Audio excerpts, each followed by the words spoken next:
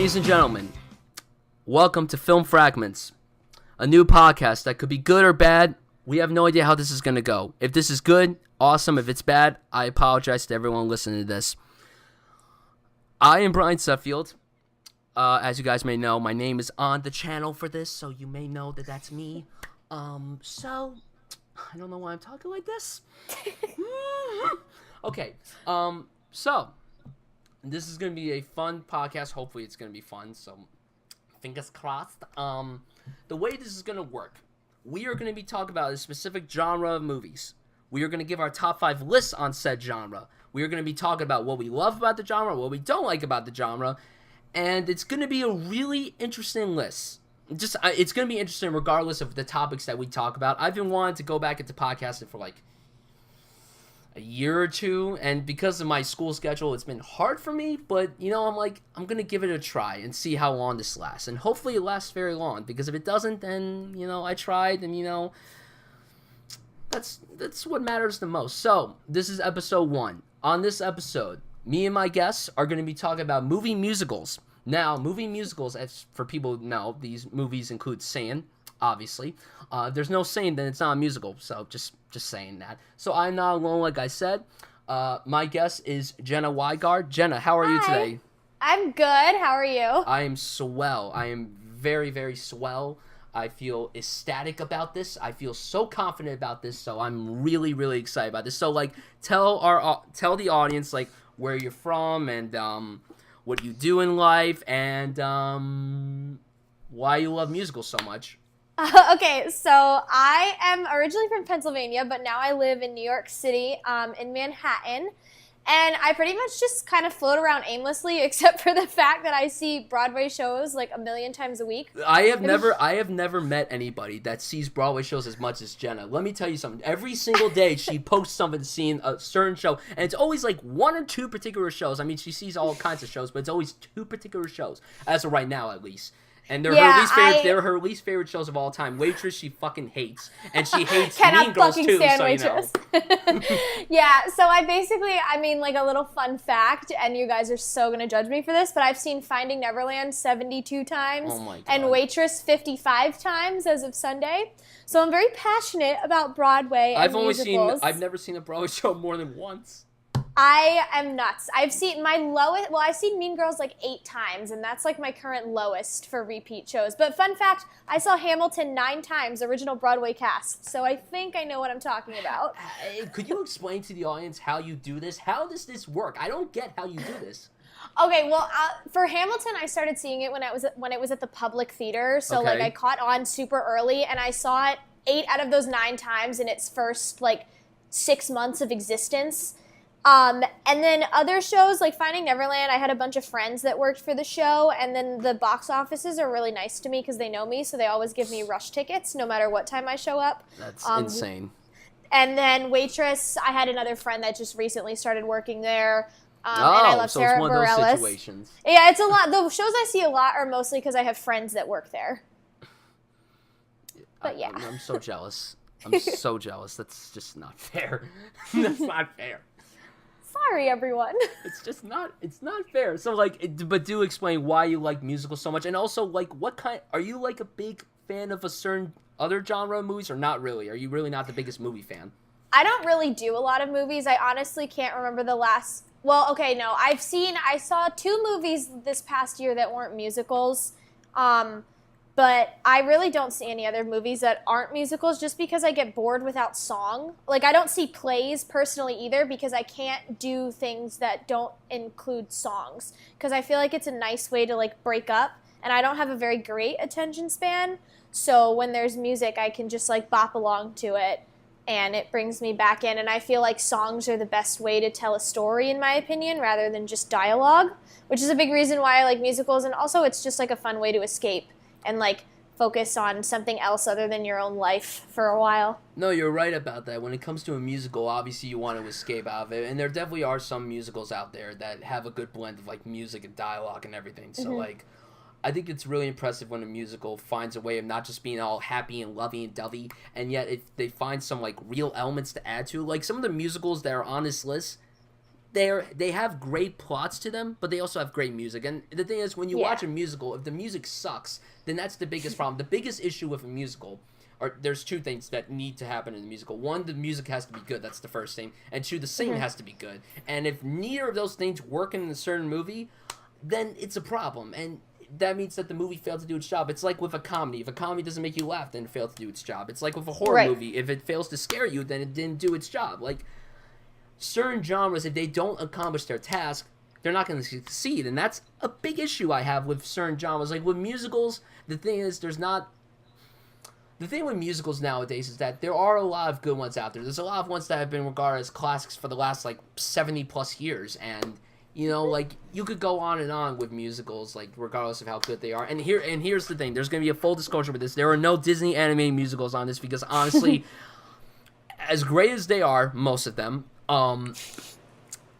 it would not have been fair to talk about those over these really good live-action musicals. And there are some really good animated musicals that aren't Disney. So, now Disney live-action movies they could count, because I feel like when you put Disney animated films, they always are going to take over the list because, those are the ones that everybody has seen. And, that's not fair to some of these live-action musicals because there are a lot of really good live-action musicals. And the thing is, some of these, a lot of the choices that I have are based on Broadway shows, which is kind of unfortunate, but the thing is, there's not really many original musicals out there that aren't Disney. Think about it this way. There are some that are original, the two big ones that have come out in the last 2 years, La La Land, The Greatest Showman. Those weren't based on musicals; those were original things. And I mean, it could be a good thing, but it also could be a bad thing. Depends on which movie. But we'll talk about that later on. The thing is, the people listening have no idea what this exactly means. They don't know if we like those movies or hate those movies. They don't know anything, and that's the beautiful thing. Obviously, people who know me well know which one I like and which one I don't like. But for people who don't know Jenna, they don't know what she likes and what she doesn't like. My strong opinions. Yeah, she has, let me tell you guys something, that she has very strong opinions regarding these topics, and it's honestly really fucking insane. It's just absolutely mind-blowing. And, sometimes I want to yell at her about it, but I'm like, you know what? Everything's subjective. I can't scream at somebody for someone that they like, although eternally I could just kill myself, and, that could change everything. That is such a mood. So basically, before we get into our list, we could just talk a little bit about the genre and what exactly we love about it. Obviously, you brought up everything that was pretty accurate with musicals. Musicals are really a great escape from realism, or escape from reality. That's how I am with all movies. The thing is, whenever I go into a movie, I try to just ignore what's going on in the outside world. Now, obviously, if the movie has a particular topic that is timely, like the recent Black Klansman or Blind Spotting or Sorry About You, probably movies that Jenna will never watch, and that's okay. Nope. Those movies, as good as they are, all three of them are great. They're very relevant to what's going on in the world. When you watch a musical, sometimes it could be relevant, but other times it can't be. Let's be honest, La La Land and The Greatest Showman, they have nothing to do with what's going on in the real world today. And most of the movies on these lists, they have nothing to do with what's going on in the real world. And, like I said, I've always loved musicals. My mom's a huge theater geek, and she basically got me and my sister into, loving musicals. I've loved musicals since I was a little kid, and, when I was growing up, I didn't think I would like them that much anymore, because I started getting into, a bunch of different genres: sci-fi, superhero, fantasy, drama, horror. I got into all these other genres, but I still have found a huge appreciation for musicals when they're done right. Of course, there are many musicals out there that are fortunately not well made, but the thing is, I may look at them differently than Jenna. I kind of look at them from a filmmaker perspective, and obviously I look at them from a musical perspective, but I think Jenna looks at them more so from a musical perspective. Is that correct? Yeah, I'm way more into I love shows or movies that incorporate people from Broadway in them. That's a big thing for me when you have original talent rather than it's great to have cool camera shots and stuff, but I think the most important part for me is that just pure Broadway talent in the casting sense, and making sure the story is portrayed as effectively on screen as it is on stage, because sometimes I feel like that can be lost. No, you're definitely right about that. And the thing is, with some of these movie musicals, some of these actors that are in these musical movies, they're big time film actors. Like when you look at like Hugh Jackman or Johnny Depp or John Travolta or like. But sometimes it works. Yeah, some of them are okay. Sometimes it works. But then there are other times where it really doesn't work so much, even if the actor is incredibly talented, like from an acting standpoint. But could they sing? Sometimes yes, and sometimes no. Sometimes they work for musicals, and other times they don't. There's always a better option. Exactly. But sometimes you just need the big Hollywood names, I guess, to get the show out. No, that's the movie out. That's the unfortunate thing, like with movies, like whenever they make like a very big movie, if a big actor's not headlining it, no one's gonna go see it. Now, I would probably go see it because I support all kinds of films, and even the ones that I don't think look very good, but like, and that's the same thing with very small films, like the smaller films, like a Lady Bird, for instance, which I know you saw. Love Lady Bird. It's great, and like the thing is with those kinds of movies, like even if there's like, it doesn't have like hugely popular cast. Like to the common moviegoer, people wouldn't know who's really in it. But for frequent film goers like me, and you know, people who go to school for film like me, we know these kinds of people. And yet, even though the concept sounds, you know, very familiar, we go to see these movies just to support them, regardless of who's in it. If it looks good, we go see it. If it doesn't look good, we don't go see it. So that's basically how it goes. Fun fact about Lady Bird, both Laurie Metcalf and Saoirse Ronan were on Broadway in plays, so that's why I went and saw it. And Tracy Letts is a playwright. Yep. So, like, you know, that's saying something. That means that those three people are big theater people.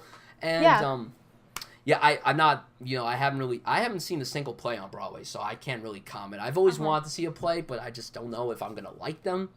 Like, it depends on the play. Like, for example, Saoirse Ronan was in The Crucible, and I liked The Crucible because I read it, so that was good. But, like, sometimes other plays, I'm like, this is just so boring. Yeah. Like, no, I totally get you. Yeah. Like, I've seen a few plays, like, at community theaters here in Jersey, and sometimes they're good, but other times they're not. Like, it depends on it obviously just depends on the subject, and obviously if the people that are in it aren't good, that's a huge mistake. Yeah, so, that's a bit of an issue. It's an absolute gigantic issue. So, I'm really excited to talk about these movies. Let's do it. I really hope that this list is satisfying to everybody. I know that Jenna might not be satisfied with it, but that's okay. So, I might not be satisfied with her list either, but again, fine. It's okay. Everything's subjective, and this is gonna be so much fun. I'm really hyped out. I'm excited. I'm really, really excited. So, I was gonna say we would talk about our honorable mentions first, but the thing is, then that's gonna give away what's not on the list, and you would probably expect a certain movie or movies to be on my list, and I don't want to tell you what they are until obviously we get to the list. So, we are gonna be doing our honorable mentions after we do our top 5 list. So after we say our number ones, we'll do that. So the way this is going to work, we're going to go from 5 to 1. Jenna's going to go first, and I'm going to go, and then blah, blah, blah, blah, blah. And now if we have a film, if there's a film, like if you say your number 5 and then it's higher on my list, I'm going to say pass after you finish talking about it. And it's vice versa for you. If there's a film on my list and it's higher on yours, you're going to say pass as well. So the way it's going to work, you're going to say the film, then you're going to give a brief summary of what it's about, and then you're going to talk about why you love it. Okay. All right, so go ahead. What is your number 5 movie musical of all time? My number 5 is Hedwig and the Angry Inch. I don't know if anybody even knew that was a movie, but it is. You can find it on iTunes. Basically, it's about this person who grew up in East Berlin during the Wall. I haven't gone to school in years. I'm not great at education, you guys, but the Wall, the Berlin Wall.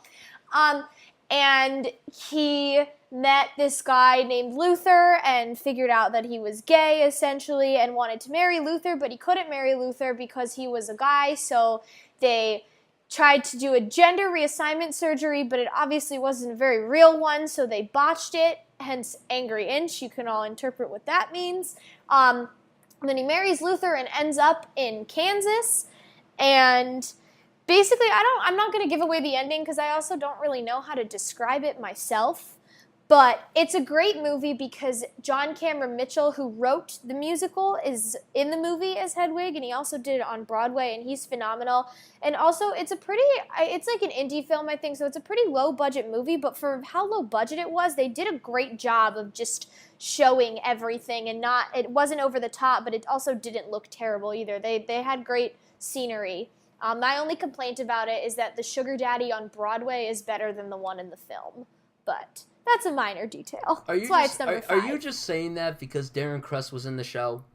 No, the show. Okay, well, that's why I saw that on Broadway 15 times. But anyway, the reason I'm saying it is because the sugar daddy in the movie is a lot. Excuse this phrasing. It's a lot more yeehaw. Like, it's a lot more country, and I like the big like rock production of it on Broadway. I think that's more fun. Yeah, I remember watching this movie a while back, and I also think it's cool that John Cameron Mitchell, who also, you know, like you said, he directed the movie too, which is really impressive. And usually, like, the thing with me, when it comes to an actor directing the film that they're in, it could be so hit or miss. Because when you're doing so many tasks at once, it could really go bad. And there are many examples of when that's gone bad, but there are also a lot of examples of when it's done well, and this is definitely one of those that's done well. Like, I never got a chance to see the show when it was on Broadway. I tried to when Neil Patrick Harris was in it, when Darren Criss was in it, when John Cameron Mitchell was in it too. I don't remember who else was in it. Was that Andrew guy? Andrew Reynolds and Michael C. Hall and Taye Diggs, which Taye Diggs is my least favorite person. But he was so bad, but it's okay.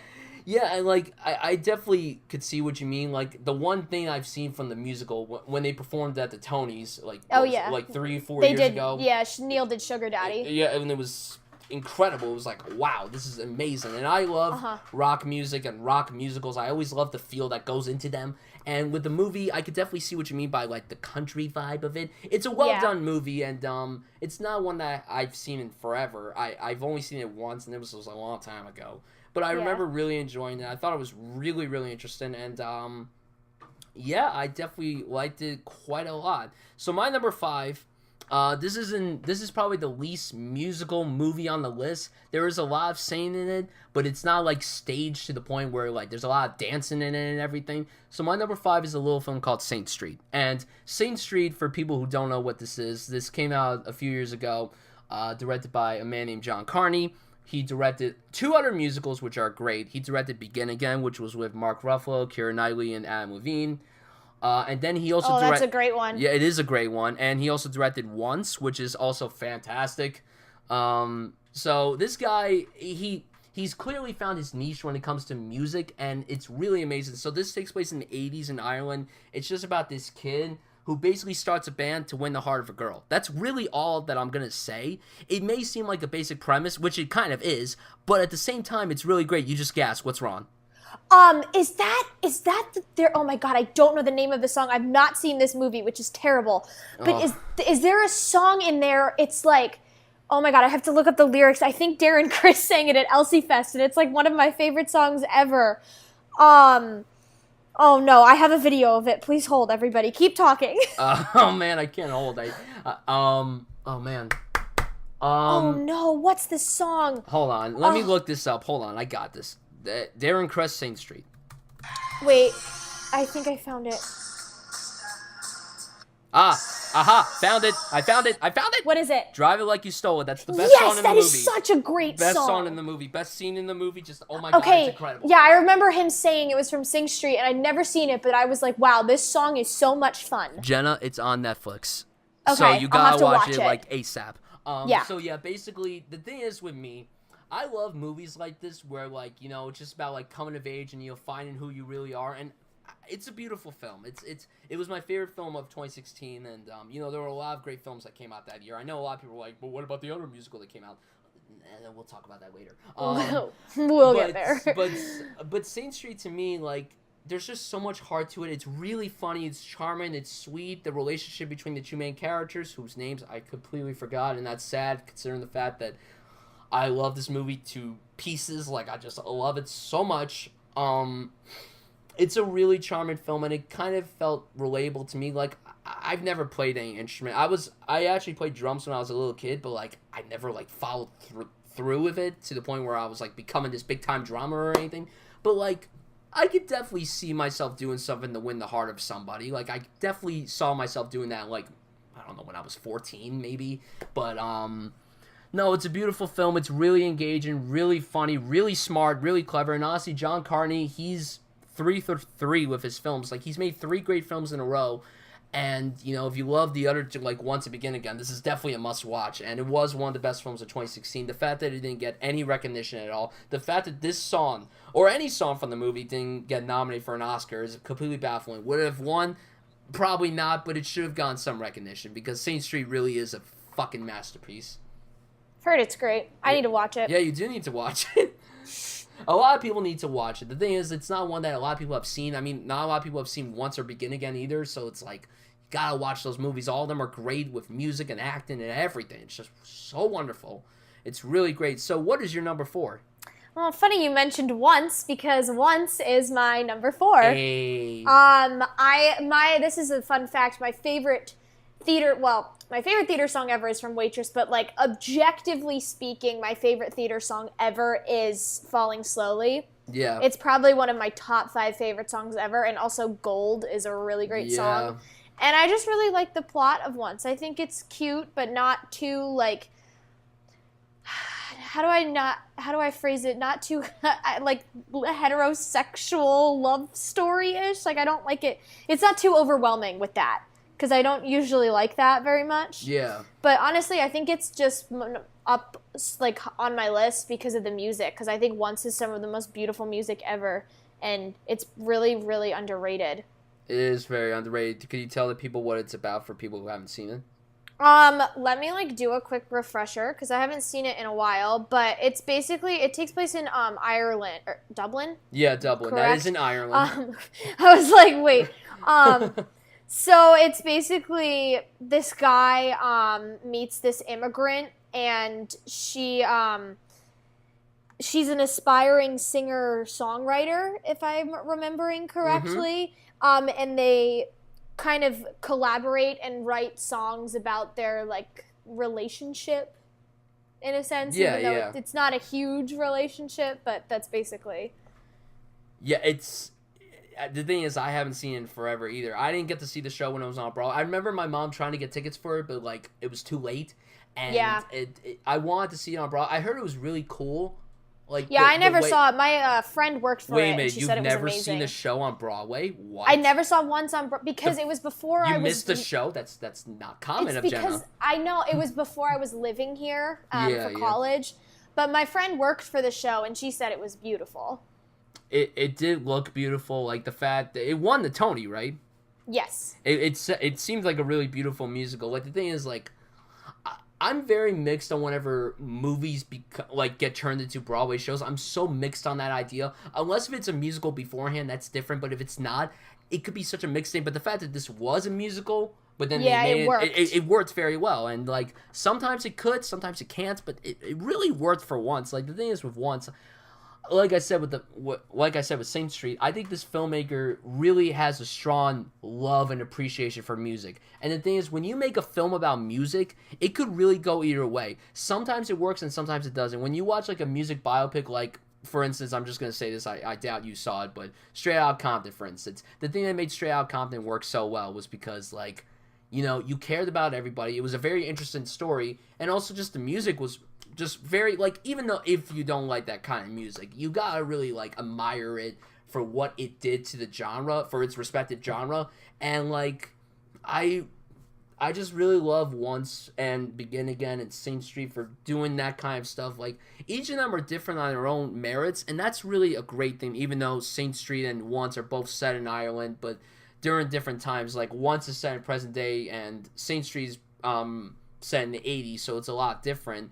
And I think Once is one that everyone has to watch. Like, it's, if you're a big musical fan, you gotta check this one out. Like, it's not the most staged movie musical out there, but it's a really beautiful film.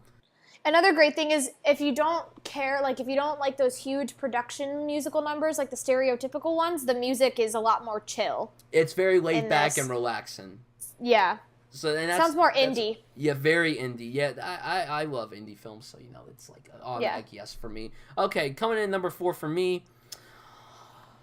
I believe this is higher on Jenna's list, but she could tell me after I finish talking about it. Hairspray. Hairspray is a very interesting film for me. I remember it came out 11 years ago. I was 9 years old, and I remember there's many special things when it comes to this movie. Number one, this was the first movie that I saw at the movie theater that's like big now in my hometown, which is very, very cool.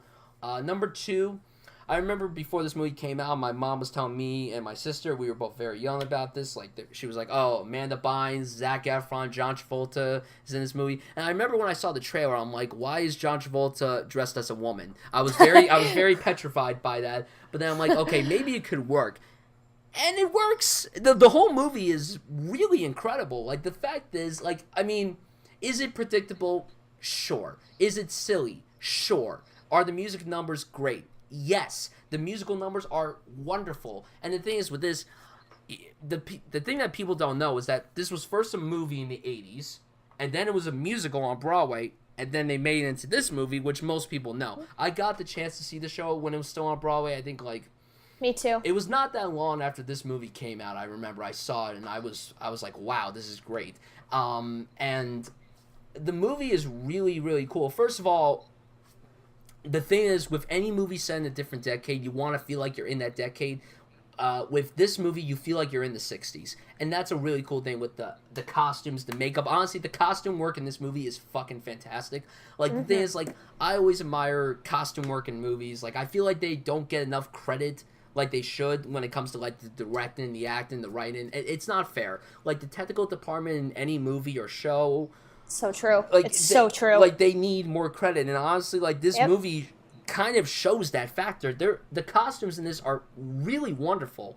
The makeup and the I love that you appreciate the costumes. So my friend works in costuming on Broadway, and I always love when people appreciate costumes. Like, I appreciate any aspect of any movie or show. Like, I mean, yes, it is great when you have good actors and good directors and good writers and everything, but the costumes, makeup, like, sets, like, all that stuff, like, there's a lot of work that goes into that stuff. When you watch a film, and I'm just going to give this example, like, when you watch Star Wars, for example, a lot of people just look at it for the effects and the battles. Honestly, the sets, the costumes, the makeup, they deserve credit too. And a lot of people don't give them credit, which is really fucked up, in my opinion. And with a movie like Hairspray, I mean, sure, it's not Star Wars, for God's sakes, but it just has really good stuff, and obviously... For people who don't know what Hairspray is about, like I said, set in the 60s in Baltimore. This girl, Tracy Turnblad, huge fan of this show called The Corny Collins Show. It's like this big-time dance show or whatever. She dreams of being on it to be with her lovely Link Larkin. And, you know, from there on, I'm not going to say if she gets her dream, but let's just say that it's a very fun movie. It's very lovely. It's honestly, like, the themes that are in this... When Queen Latifah has her big solo song that I forgot the name of, could you remind me, please? Like, forgot. Oh dear, I haven't seen this in so long. Hold on, I'll look it up. Okay. Please hold, everybody, for a brief intermission. Big Blonde and Beautiful. Not that one. That's a good one too. The one where she's saying where they're you know walking through the streets with the I Know Where I've Been. Yes, that song. Yeah. That honestly, see, I'm so mixed on Queen Latifah as an actress. Like I think she's good. I think she's talented. She has been in the movie musical. She was in Chicago for people who don't know, and which is not on the list. I'm sorry. Me either. Yeah, it's Fuck a good Chicago, honestly. it's a good movie, but yeah. Yeah. No, but Hairspray, like, she's incredible. Like, Queen Latifah, that solo is so goddamn wonderful. That I'm just like, oh my god, like, I was tearing up what I got. I rewatched this film like a year or two ago, and I was just so riveted by it. Like, everyone in the movie fits their role perfectly. Like, everybody, this is honestly one of the best casts in any movie I think I've ever watched. Like, everyone fits their roles perfectly. Yes. If there was an Oscar for best casting, this film hands down could have been nominated for best casting. Like, it's like, John Travolta is perfect as a woman in this. Like, he actually gave, first of all, it was a great performance, and the thing is, obviously, John Travolta's no stranger to musicals, like, people know that, and he really crushed it here. Like, I mean, yes, was it funny? Of course it was funny. It's a guy dressed as a woman. I mean, how, like, John Travolta is not the kind of person you would picture to do that, but it just worked so well. Like, it felt right. It was really funny, but also it was just a really good performance. He almost got an Oscar nomination for this performance. He was nominated for a Golden Globe, and he honestly could have been nominated for an Oscar. Like, I could go on forever about the casting, but legit, everyone is so fucking good in this movie. Like, the girl that played Tracy was fantastic, but she hasn't done anything since this movie. Like, she's basically done, yeah, I was actually just talking about her the other day. She hasn't done one thing since Hairspray. Right now, she's Cameo. If anybody knows that app, Cameo, where you can like pay to get people to like make you video shout outs, she does that. $20 to get a shout out from Nikki Blonsky. So I don't know if that's a good thing or not, but if that's what she likes to do, good for her. Yeah, if that's her hobby, go for it, girl. Yeah, go for it. Like, I mean, but yeah, she was great. I have a huge love for Christopher Walken. Like, me and my friends, we all have these inside jokes regarding Christopher Walken. And when I was getting older, I'm like, why was he in this movie? He can't sing for his life. But he worked so well for his role. It's great. Yeah, he was great. He was great. Amanda Bynes, when this movie was coming out, I'm like, she can't sing. She's just a girl from Nickelodeon. She can't sing. And she did good in this. I liked her in this. James Marsden as Corny was great. Oh. I will never stop talking about Zac Efron as Link Larkin. No, like, Efron, no, he was perfect as Link Larkin. He was great. That was the most amazing casting I've ever seen in my life. Like, you know, at the time, he was the big heartthrob because of High School Musical, and, you know, then he gets cast as Link Larkin, and you're like, that works so well for him. Like, he has that heartthrob look to him, and obviously everyone still considers him a heartthrob, even though he's no longer a teen. But he worked very well. Michelle Pfeiffer as Velma. Brittany Snow. She was great. Michelle Pfeiffer was great. Yep. Oh God, I said Queen Latifah was great. The guy that played Seaweed, he was good too. Everyone was good. Respectfully, everyone was great. The songs are great. The musical numbers are wonderful. The last 10 minutes of the movie are amazing. Just pure amazing. It's a really well-directed movie. The script is really clever, too. It's really funny. I don't know why this is PG. This doesn't feel like a PG movie to me. Like, yeah, it has a lot of serious undertones and a lot of, you know, I feel like they curse stuff. A lot. Yeah. Like, it just doesn't feel right, but I mean, I'm not in charge of whoever rates ratings, movies. Yeah, I'm not in charge of that stuff. I'm just the guy that watches them. So, but yeah, Hairspray is fantastic, and for people who don't like it, I mean, I don't know why. There's nothing wrong. There's no complaints. Yeah, like, it's perfect. It's a perfect film. I mean, yeah, there are probably some minor flaws with the movie, but it's just a harmless, fun movie musical. Like, it's just it's a very charming and sweet movie, and you know what? We need a lot of those nowadays because you know what?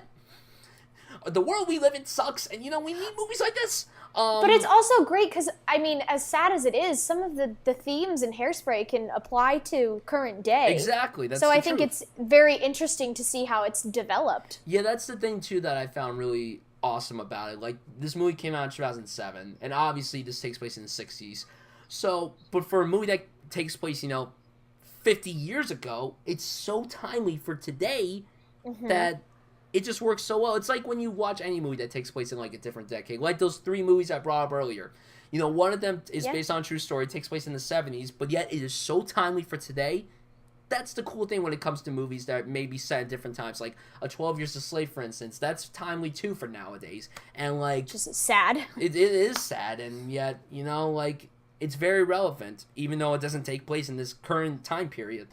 But yeah, Hairspray, I could go on and on about it forever. I mean, it's a great film. I can't say my favorite musical. It probably is the Queen Latifah one.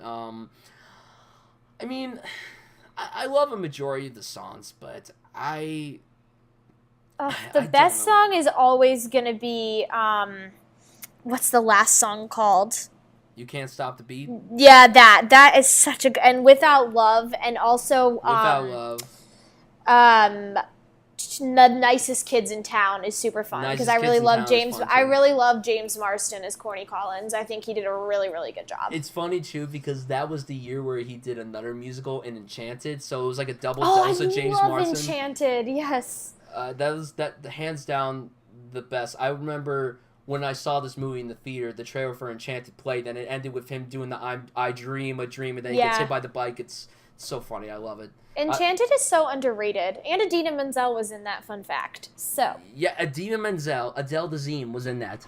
And John Travolta's the one who called her Adele Dazeem. That's why I don't like John Travolta. That's why I hate to love Hairspray, because I like can't stand that he did that. Also, he's a Scientologist, so that's a little weird. But like, you know, that's just wonderful. We all have our flaws, I guess. That is wonderful. I kind of wish I put Enchanted on my list, but there were just other ones that I appreciate more. But honestly, that's all I have to say about Hairspray. I've gone on way too long about it, and I know it's on Jenna's list. So Jenna, pass, or is it much higher? It's much higher. Okay. All right. So I guess I'll do my number 3. Yes, please. Which, okay, this is a very biased decision for my number 3, and I'll explain why. But my number 3 is Sweeney Todd. Oh, that's too low. And, well, you'll understand when you see my top 2, but Sweeney Todd is number 3 because I would say that I am friends with Laura Michelle Kelly, and she plays Lucy Barker. Her and Laura Michelle Kelly always have phone calls and talk about things. It's wonderful. Yeah, I'm friends with Laura, so she plays Lucy Barker, so obviously this has to be on my list just because I love her so much. Even though she's not a main character. She's not one of the main characters in the show. But, okay, I can't give away the ending. I was gonna say, but like, it's so crazy at the end. Yeah, but like, you can't get. The thing is, you need to go into this movie knowing as little as possible, and if you do, then that's which the best I did thing. Because the first time I saw this movie, I had no idea what the plot was, which was fun for me, especially with Laura's character. That was super, super cool. But basically, it's a very dark story, you guys, if you don't know. It's probably I would say it's the darkest movie musical ever made. Yeah, so far. It's on Netflix, I think. So if you guys want to check it out and support my girl Laura, I would super appreciate that. But basically, the plot is that there's a barber, and his name is Benjamin Barker, and he's married to Lucy, and they have a kid, and her name is Joanna. I think that's how you say it. Ugh. And then Lucy is pretty, obviously. She's gorgeous, duh. And she, you know, this guy, Judge Turpin, he's super into her, but he's a piece of shit, honestly. And so he accuses Sweeney Todd, Benjamin, of a crime he didn't commit. And then he gets custody of Lucy and abuses her, which is terrible. And then Benjamin is exiled for 15 years, and then he comes back under the name of Sweeney Todd, and he comes back looking for revenge against Turpin. So he meets a woman named Miss Lovett, who is played wonderfully by Helena Bonham Carter. Oh, I should mention that Sweeney Todd is played by, oh God, I just blanked on his name. Oh my God. Johnny Depp. Johnny Depp. I don't like Johnny Depp at all, but he does a really good job. He's a piece of shit in his personal life, but, you know, we're talking objectively. Yeah, and so he meets Mrs. Lovett, and I guess I'll tell you, I feel like people know this. She has a meat pie shop, and basically Sweeney Todd kills people, and then they bake them into pies. It's like a really dark version of Waitress, you know? Just kidding, not really. But yeah, and then the ending is super wild, and it's really dark, and the songs are actually pretty good.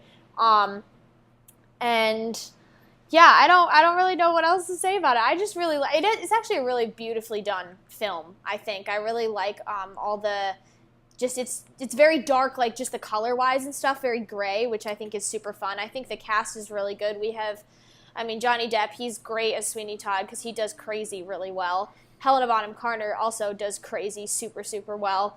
Alan Rickman is Judge Turpin, which he's always fantastic in everything he does. Sacha Baron Cohen is in it, and he's fucking crazy, and he just always does a good job as being fucking crazy. Yeah, I think it's a super well-casted film. Obviously, Laura Michelle Kelly is the star, the shining star of that movie. I think she does it the best.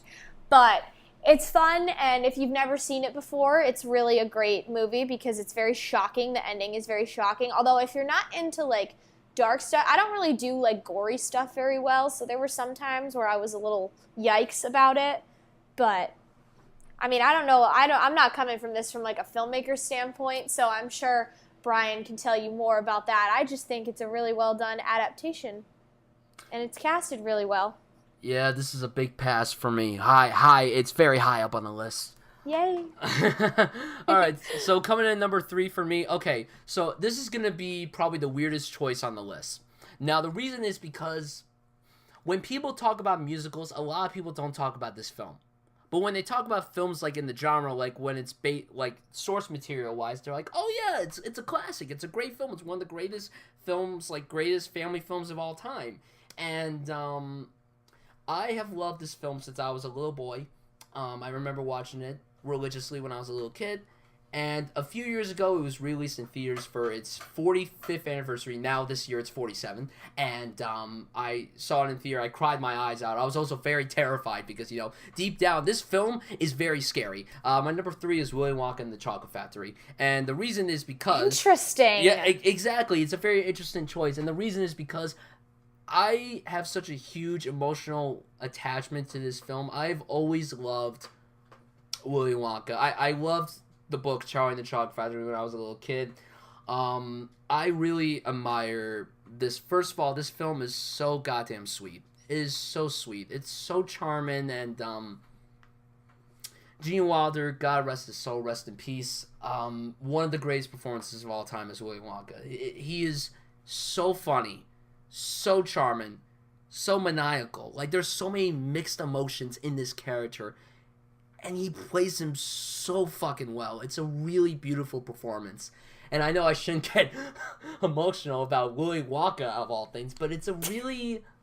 It just means a lot to me. This is one of those few films that has meant a lot to me since I was a little kid. I'm 20 years old, and, you know, I've seen this film a lot. I think I was like 3 or 4 when I first watched it. So for the last like 16 to 17 years, this film has meant the world to me. Like, my dad's not a big musical fanatic. This was one of his favorite films when he was a kid, and he showed it to me and my sister a lot when we were younger, and it just means the world to me. And my grandfather, he just looks so much like Grandpa Joe. There's a lot of Grandpa Joe in him, so like it kind of means a lot to me. Like, the relationship that me and my grandfather have is kind of like Grandpa Joe and Charlie's. It's like that really beautiful relationship, and it just... Oh, fuck, I'm gonna cry. Fuck. It just means the world to me. And also, like, you know, it's another one of those films that, like, has really great sets. Like, when you step into the chocolate room, it is just amazing. It's just so beautiful. When he starts singing Pure Imagination, it's just like, fuck. This is so goddamn beautiful. And, yeah, like, obviously, okay, I haven't talked about the plot, but I mean, I guess I probably should. So, obviously, for people who don't know, if you don't know the plot of this movie, you've been living under a rock. So, yeah, who are you? So, these 5 golden tickets go out, and each person that wins it gets to go to Willy Wonka's factory. That's really it. You know, you got the fat boy in Augustus, you got the snotty girl in Faruka, the very loud girl in Violet, the very... I don't know how to describe Mike, but he's very annoying. Mike TV. Then you got good old Charlie Buckets. You know, he's not, you know, he's kind of poor, and, you know, he doesn't really get the advantages that these other kids get to have. And then he finds the golden ticket, the last golden ticket, and, you know, the character... There's a Charlie Bucket in all of us. Like, Charlie Bucket is a very wonderful character, and you could see your Charlie Bucket in pretty much anyone. All of us have a Charlie Bucket in some of us, and it's really great. And the songs are really, really good. Obviously, Pure Imagination is definitely the one that stands out. Now, obviously, this isn't like, there aren't a lot of songs to this movie like there are with, like, you know, like Sweeney Todd or Hairspray or Once or Saint Street or Hedwig, but it is a musical technically, and it's... Honestly, it's one of the greatest films ever made. It's one of my personal favorite films of all time. It's like in my top 20. You know, I have to talk about the scene. The scene where they go through the tunnel, easily one of the scariest scenes I've ever seen in my life. Oh my God, yes. Like, honestly, like, here's the thing. This movie's rated G, and I know it came out in the 70s, but what parent would take their kid to see Willy Wonka? That tunnel scene is, like, literally the trippiest shit you will ever watch in your life. Yeah, that's some straight up shrooms shit. Like, it is so terrifying. Like, you watch and you think to yourself, am I high right now? Am I drunk? What is going on? Is this real? And somehow it is real, and yet I kind of like it, although it is very, very trippy, and it really terrifies the crap out of me. But Willy Wonka and the Chocolate Factory is great. Charlie and the Chocolate Factory, absolutely not. I fucking hate it. Compared to this is like... this is a masterpiece, and Charlie and the Chocolate Factory is... So... Okay, funny you say that, because Charlie and the Chocolate Factory was on Broadway last year for a hot fucking 4 months, because it was so goddamn bad. Didn't you see it? You saw it and you said it was... I saw it because it was in my favorite theater. And what's the name of the theater? The Lunt. Yeah, the Lunt. That's where Finding Neverland was, if anybody's wondering why. That's my favorite theater. But basically, it was terrible. The songs that they added were completely shit. And the set was terrible, which is sad because the Lunt, like, I mean, I've been backstage at the Lunt, so I can attest that it's so big and there's so much you can do that you could have made. Too. I saw Little Mermaid there. I saw Addams Family there, and it's a pretty big stage. Yes. It's huge. Yeah, and when you go backstage, there's even, they can put so much stuff in the ceilings because the ceilings go super high back there. Like, they have so many spaces to put things, and for some reason, they just didn't make the set what it could have been, I think, which is the most disappointing part. The cast was pretty good. Like, Christian Borle as Willy Wonka. He's a very talented actor. I do fucking like him. He's a great Willy Wonka, but the material he was given was trash. And it's sad. Yeah, I didn't really hear a lot of good stuff about this musical, and I really wanted to see it because, I like the source material, and I like Christian, I like him too, but like... Yeah, he's fantastic, but just didn't work. Yeah, that's honestly a shame, but the thing, if I had seen it, I would have been like, is Charlie and the Chocolate Factory the musical better than Charlie and the Chocolate Factory film? I have no idea. I can't comment because I haven't seen the musical, so, Yeah, I think it was worse, the musical. The musical was so bad. Oh, man, that's saying a lot because the film was fucking horrible. Yeah. And the sad thing is, Tim Burton directed the film, and he directed Sweeney Todd, so, Right. It's like, why? All right, okay. Those are my... those are my thoughts on Willy Wonka. Could you talk about your thoughts, even though it's probably not on your list? Okay. You don't hate me. Oh, no. No. I mean, objectively, like what you were saying, it's fine. I don't care for the plot, just in general. It's just not it doesn't interest me. I agree with, there's a little bit of Charlie Bucket in all of us, and like, the stuff they did with the movie was cool, and like, there are some like sweet elements to the plot, but I don't know. I just didn't like the story. Is it too fluffy for you? I think so, yeah. I mean, there's emotional stuff, and like, I like things that are very deeply emotional, like very, very deeply emotional. No, I totally get that. Like, I mean, I guess in some ways this musical could be traumatizing, but like, I really like stuff that's traumatizing, which is kind of weird to say. I mean, I kind of like that stuff too, but I also like a bit of fluff in my life. Yeah, a bit of fluff is fine. Like, I like some stuff that has a bit of fluff, but I don't know. I just never, even as a kid, I just was never really into it. It's just not my thing. But, like, I totally get why other people love it. Like, I'm not saying it's bad by any means. It's fantastic. It's just not my type of fantastic. Yeah, I totally get that. I totally understand. So now we get into the top two. Now, this could go either way. We can have the best stuff or we can have the worst stuff. We'll have to see what happens when Jenna reveals her number 2 and then, she reveals her number 1. So we'll see how this goes. Okay, Jenna. My number 2 is Hairspray. Okay, that is good. That's good to hear. Already talked a lot about it, but I think the reason it's so high on my list is just because, like, as I said before, it is a perfect cast. I cannot think of one person that should have been replaced. Like, an absolutely perfect cast, in my opinion. It's a perfect show. I love Hairspray. I love the social themes are amazing, and the songs are amazing, and it's so fun, and they show social themes without being assholes about it. Like, it's great, and I think the movie, it wasn't too over the top. The sets were beautiful. The costumes were amazing. Just they didn't make it a huge, like, obviously it was like a Hollywood production, but it didn't feel like a huge like stereotypical Hollywood production. I just think it was so well done, and it's probably the movie musical I've seen the most, I would say, because I used to watch it all the time when it came out because I was just obsessed. My dad also really likes Zac Efron singing. Your dad which is likes very Zac weird. Efron? My dad has seen the High School Musicals, I think, 50 times each. Whenever we go on Disney cruises, you're a Disney cruise person, so you maybe remember when they had, like, movies on demand and you could choose.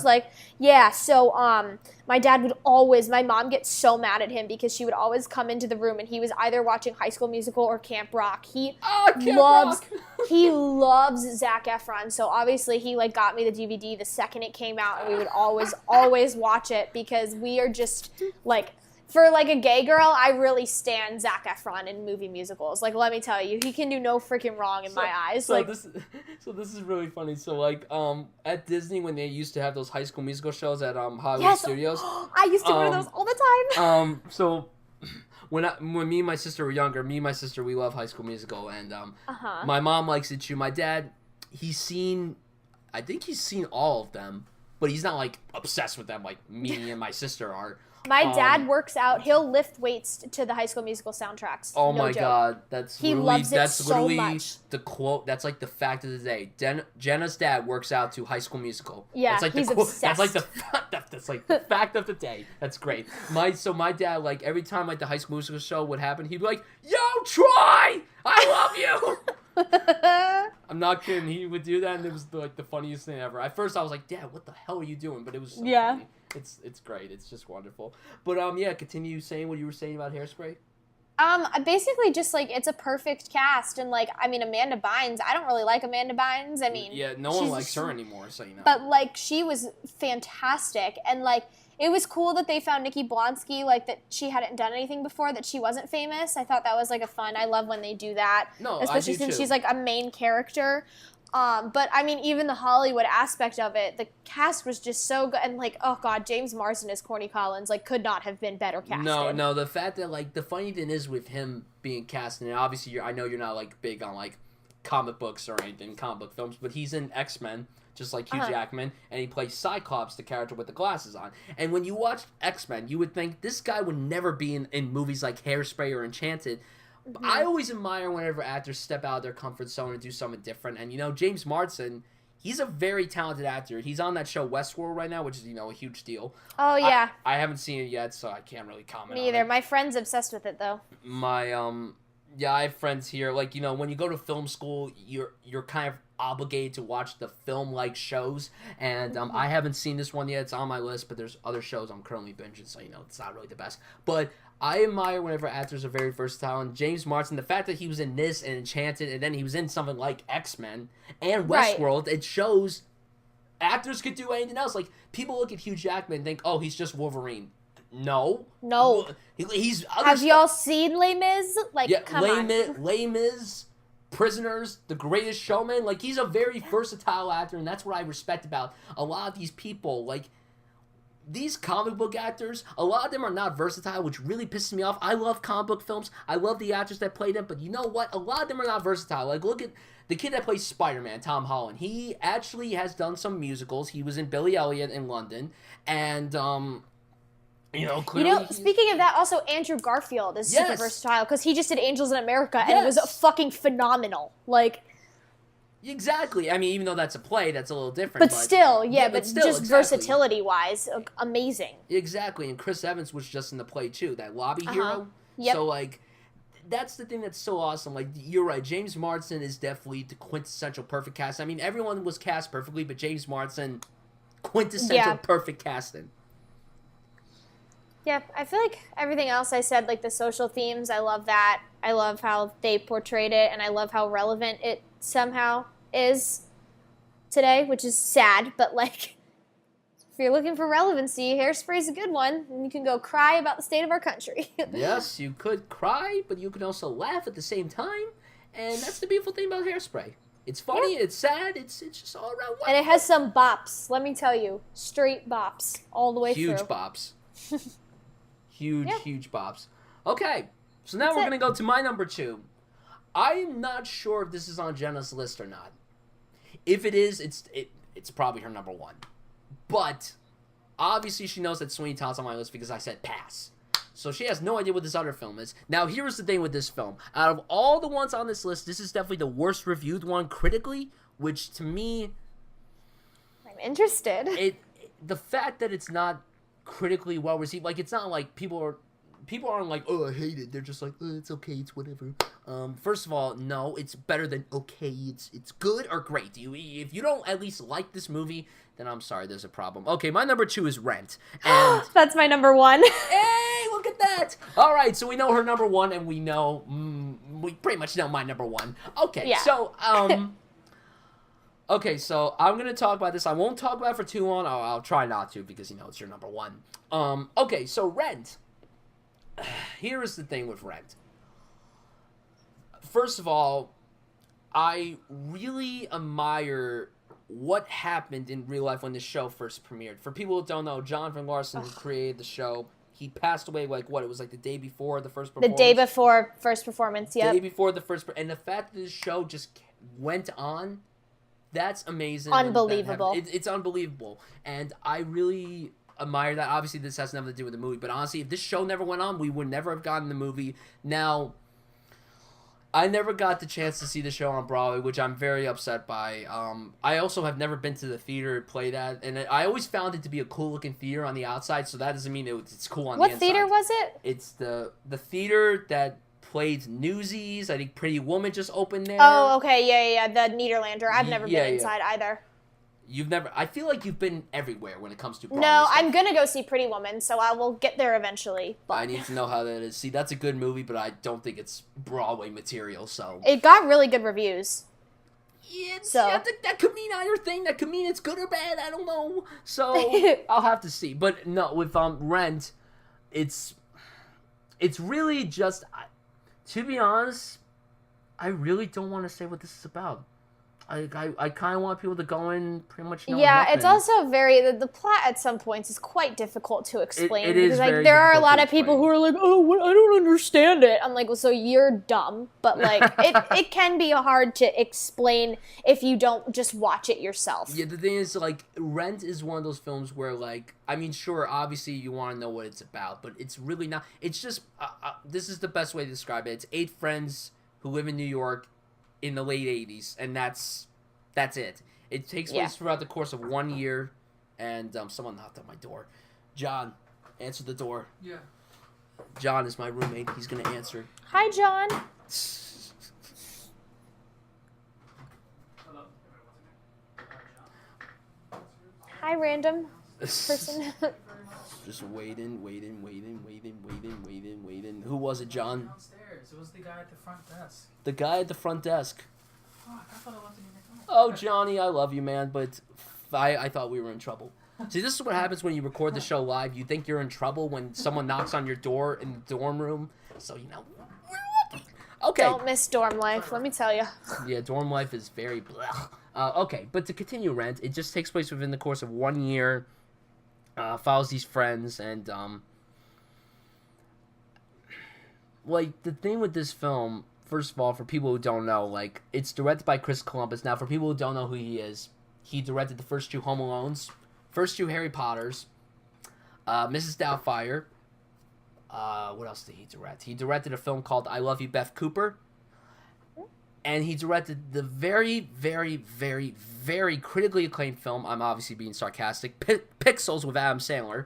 That movie is utter trash. Oh my god, it's so bad.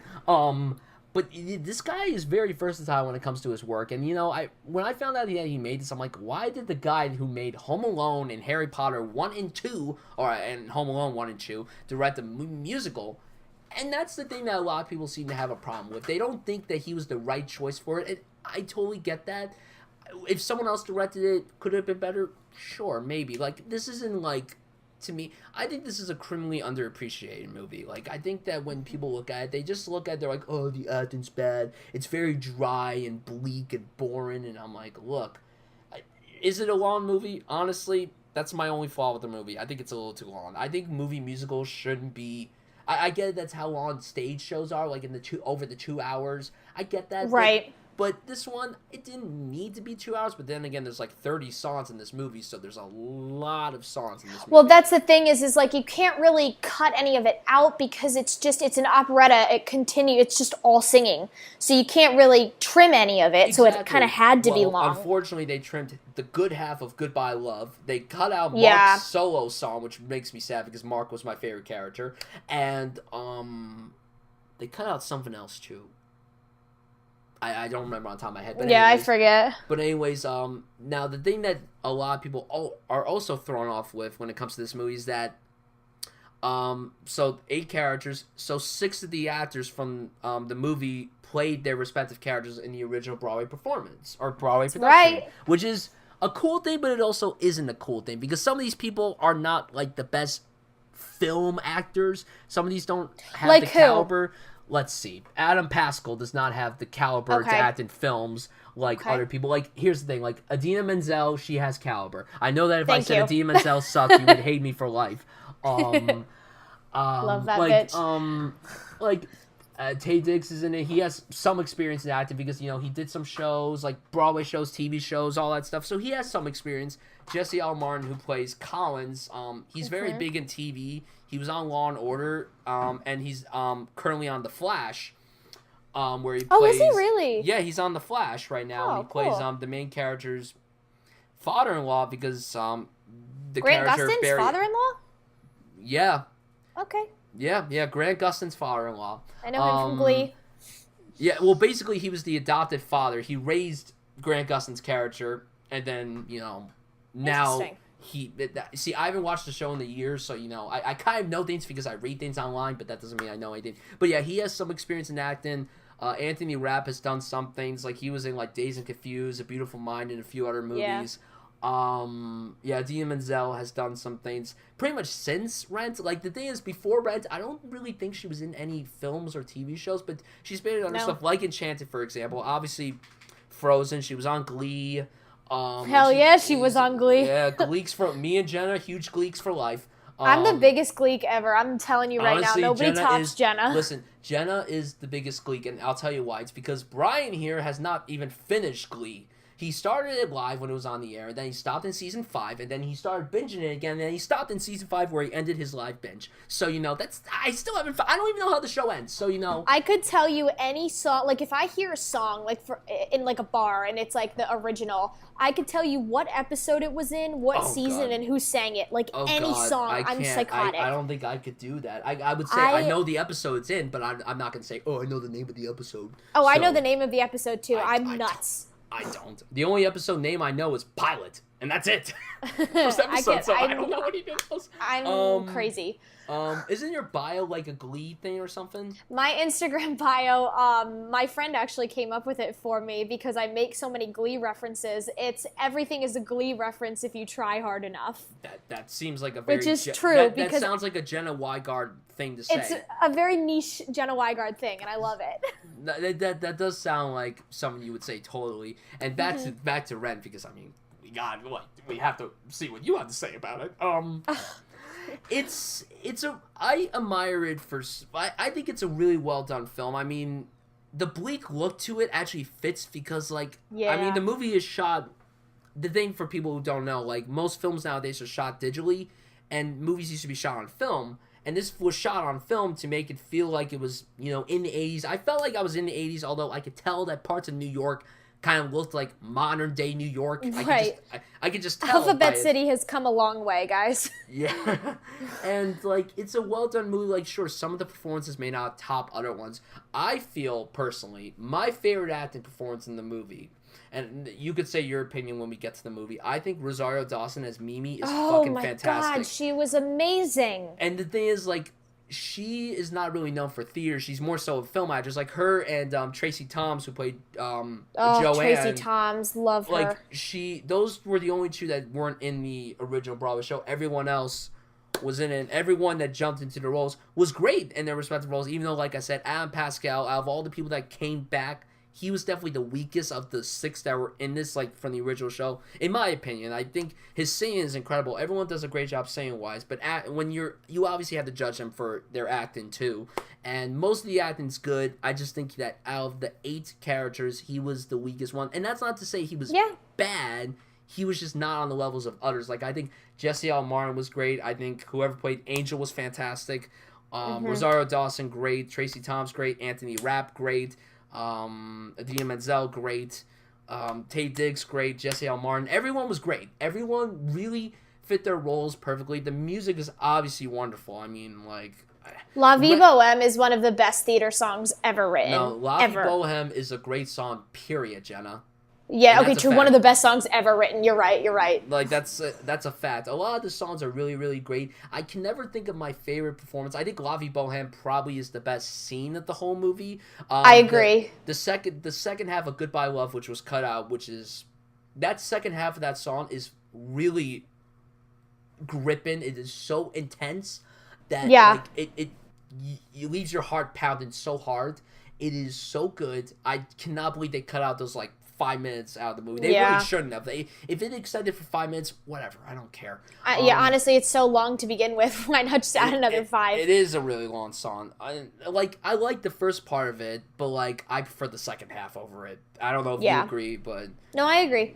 The second half is way better. And then always my favorite song to sing, to like reenact, perform was "What You Own," Roger and Mark. Like I love that song. I've always loved it. Oh yeah. I love it so much. Like I really love Mark and Roger's, friendship. Like I could definitely it's a nice friendship. It's a nice friendship, and it definitely kind of mirrors some friendships that I've had. Like, look, Mark's a filmmaker just like me. Like I go to school for filmmaking, so I can always connect to the filmmaker character of anything, film, show, musical, book, anything. And I definitely know, like, there's definitely been a Roger in my life. Like one of my friends that goes to school here, he's a filmmaker like me, but he also does music, and I could see that friendship kind of mirrored in my life, and it's really, really great. I just admire Rent very much. I've seen this film so many times. When I was a little kid, I think this might have been the first time I heard the F word. I don't remember. I was 7 years old when this came out, so I'm not sure if I heard the F word before, and if I did, I don't remember. But I remember hearing the F word in the Tango Maureen, which is the only time they use the F word in the movie. And yes, it's weird that I know that, but I recently I love that you know that. I recently also rewatched the movie, so I watched it again like 2 weeks ago, and I think Rent is criminally underappreciated. I know it's not the best movie. Like when you look at these musicals, some of them are definitely made better than Rent, that's for sure. But I've seen this film so much that it's just, I love it so much. Like it means a lot to me. Like would I say that this is a better made film than Willy Wonka and the Chocolate Factory? No, because Willy Wonka to me is it's a more important film. But the thing is, I've seen Rent so many times, and the thing is, when you look at it as a musical, it's definitely better than Willy Wonka, because Willy Wonka is not really known for its music. It's more so known for its charm and its lovable side. Right. But this is this is definitely a bleak and not so happy film. I mean, it does end happy, but it's also very, very sad because it takes place during the time that AIDS was big, and that's definitely a hard subject to cover in movies. And there hasn't been many films that have done it super well. Like one of them is The Normal Heart. That's not a musical. It's directed by Ryan Murphy, the guy behind Glee, American Horror Story. Had Mark American Crime Story, Versace. Versace. American Crime Story, Versace. Oh my God, Versace was so good. Just amazing stuff. I remember religiously texting Jenna about it. I'm like, Jenna, what the fuck is happening? This is insane. I'm not saying I'm already having panic attacks about the Emmys, but I might already be having panic attacks about the Emmys because Darren Criss needs to win. No, honestly, Darren Criss, like you watched the first, I think it was the first or second scene he was in this show. You realize this guy could possibly and should win the Emmy. And I don't want to talk too much about the Emmys. This is a film podcast, for Christ's sake, because that's TV. But yeah, straight up, Rent is fantastic. It's very underappreciated. Is it flawed? Yes, it is a little too long, and some of the acting may not be as good as the Singin, but for the most part, it does its job very well. The Singin is incredible. The music numbers are fantastic. It's a really engaging film. I'm never bored when I'm watching it, and that's the thing. Like, if a movie's too long, you could definitely feel the pace, and I definitely have felt the pace sometimes, like during some sequences, but for the most part, I think Rent is pretty fucking wonderful. So Jenna, explain to everybody why you hate Rent and why it's not your number one. I'm just kidding. Explain why you love it so much. Okay, I think the number one reason I love it is, like I said before, I just love when they cast theater actors. I think that is amazing to give them those opportunities, and the fact that 6 of the 8 main characters were directly from the Broadway show is incredible, because you really don't see that anymore in these movies at all. So I love that, and I mean, obviously the music. Rent is just an iconic show. It is iconic. Even if you don't like it, you have probably heard it or seen it, so it's relevant always. It's iconic, and everybody talks about it. Everyone that loves theater and musicals, everybody talks about Rent. Rent. I feel like Rent is one of the first. Is probably like at least in like my group of friends, Rent is the first like movie musical or like even musical a lot of people were ever introduced to. So it's just really important in that sense. And then also like another personal bias, I'm obsessed with Idina Menzel, and I think Maureen is probably my favorite character she's ever played. And I love the social themes in Rent, how it deals, with the AIDS crisis and drug addiction, and also huge fan that Idina Menzel plays a lesbian. That's a big fucking dream of mine, let me tell you.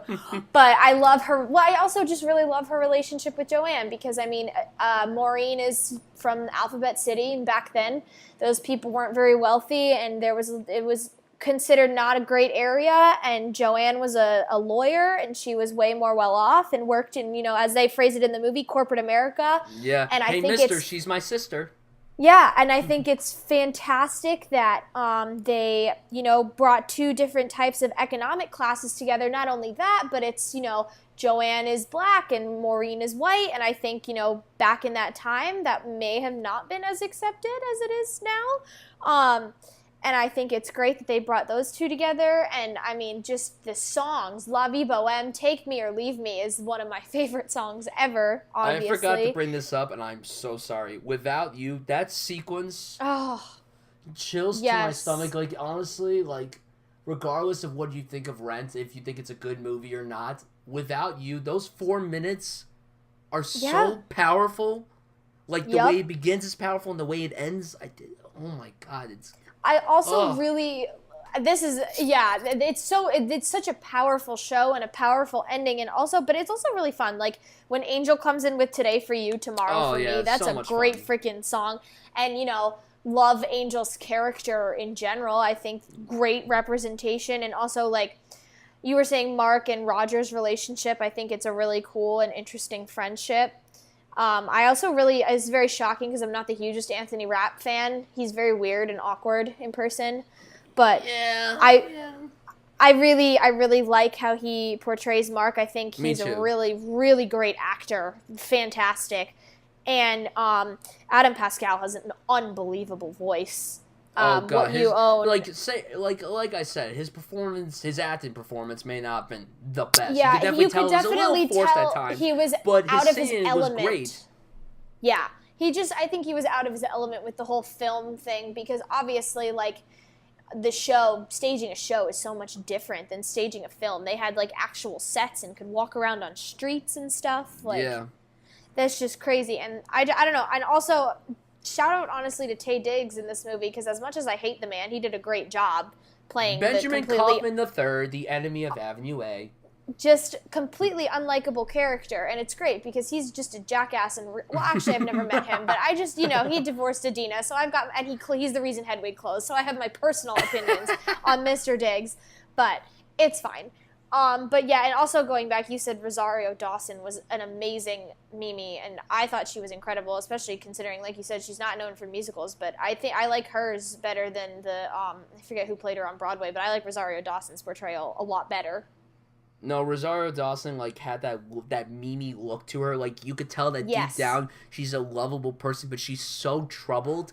And it was a really beautiful portrayal. Like, it was a really good... Like, I didn't see the show on Broadway. I saw it at a local theater here in Jersey, and it was a good production, but it just wasn't... I could tell that if I had seen it on Broadway, I would have been so riveted by it. But Rosario just... She jumped into the role like it was her own, and it was really incredible. I mean, obviously, Tracy Thoms did the exact same thing, but Rosario Dawson... love Tracy Thoms. But Rosario Dawson was, in my opinion, the film's standout. She stole the movie from everyone else in the cast. And maybe that kind of is saying something because she is probably the biggest actor, like film actor out of everyone else in the cast. Right, she was comfortable with it. But still, even her singing was just unbelievable. I thought she, like, Out Tonight was wonderful. I loved it. Yeah. And that's another thing I like about the characters. Like you said, she's deeply troubled. They're all a little deeply troubled. And, like, going back into, like, my obsession with trauma, I think that's why I like it so much, because there's a lot of traumatic themes in the whole story. And I think that's mainly why it's my number one, because it's really depressing. No, it is a really depressing movie, but it's also beautiful and subtle and very touching. And it's just all around, and deep down, it's really just a movie about a friendship, like a group of friends and their friendships, and that's really the theme, like friendship and love, and like that's the big theme that goes into Rent, and it clearly shows in this movie. Like, I don't know why it gets the bad reception it gets.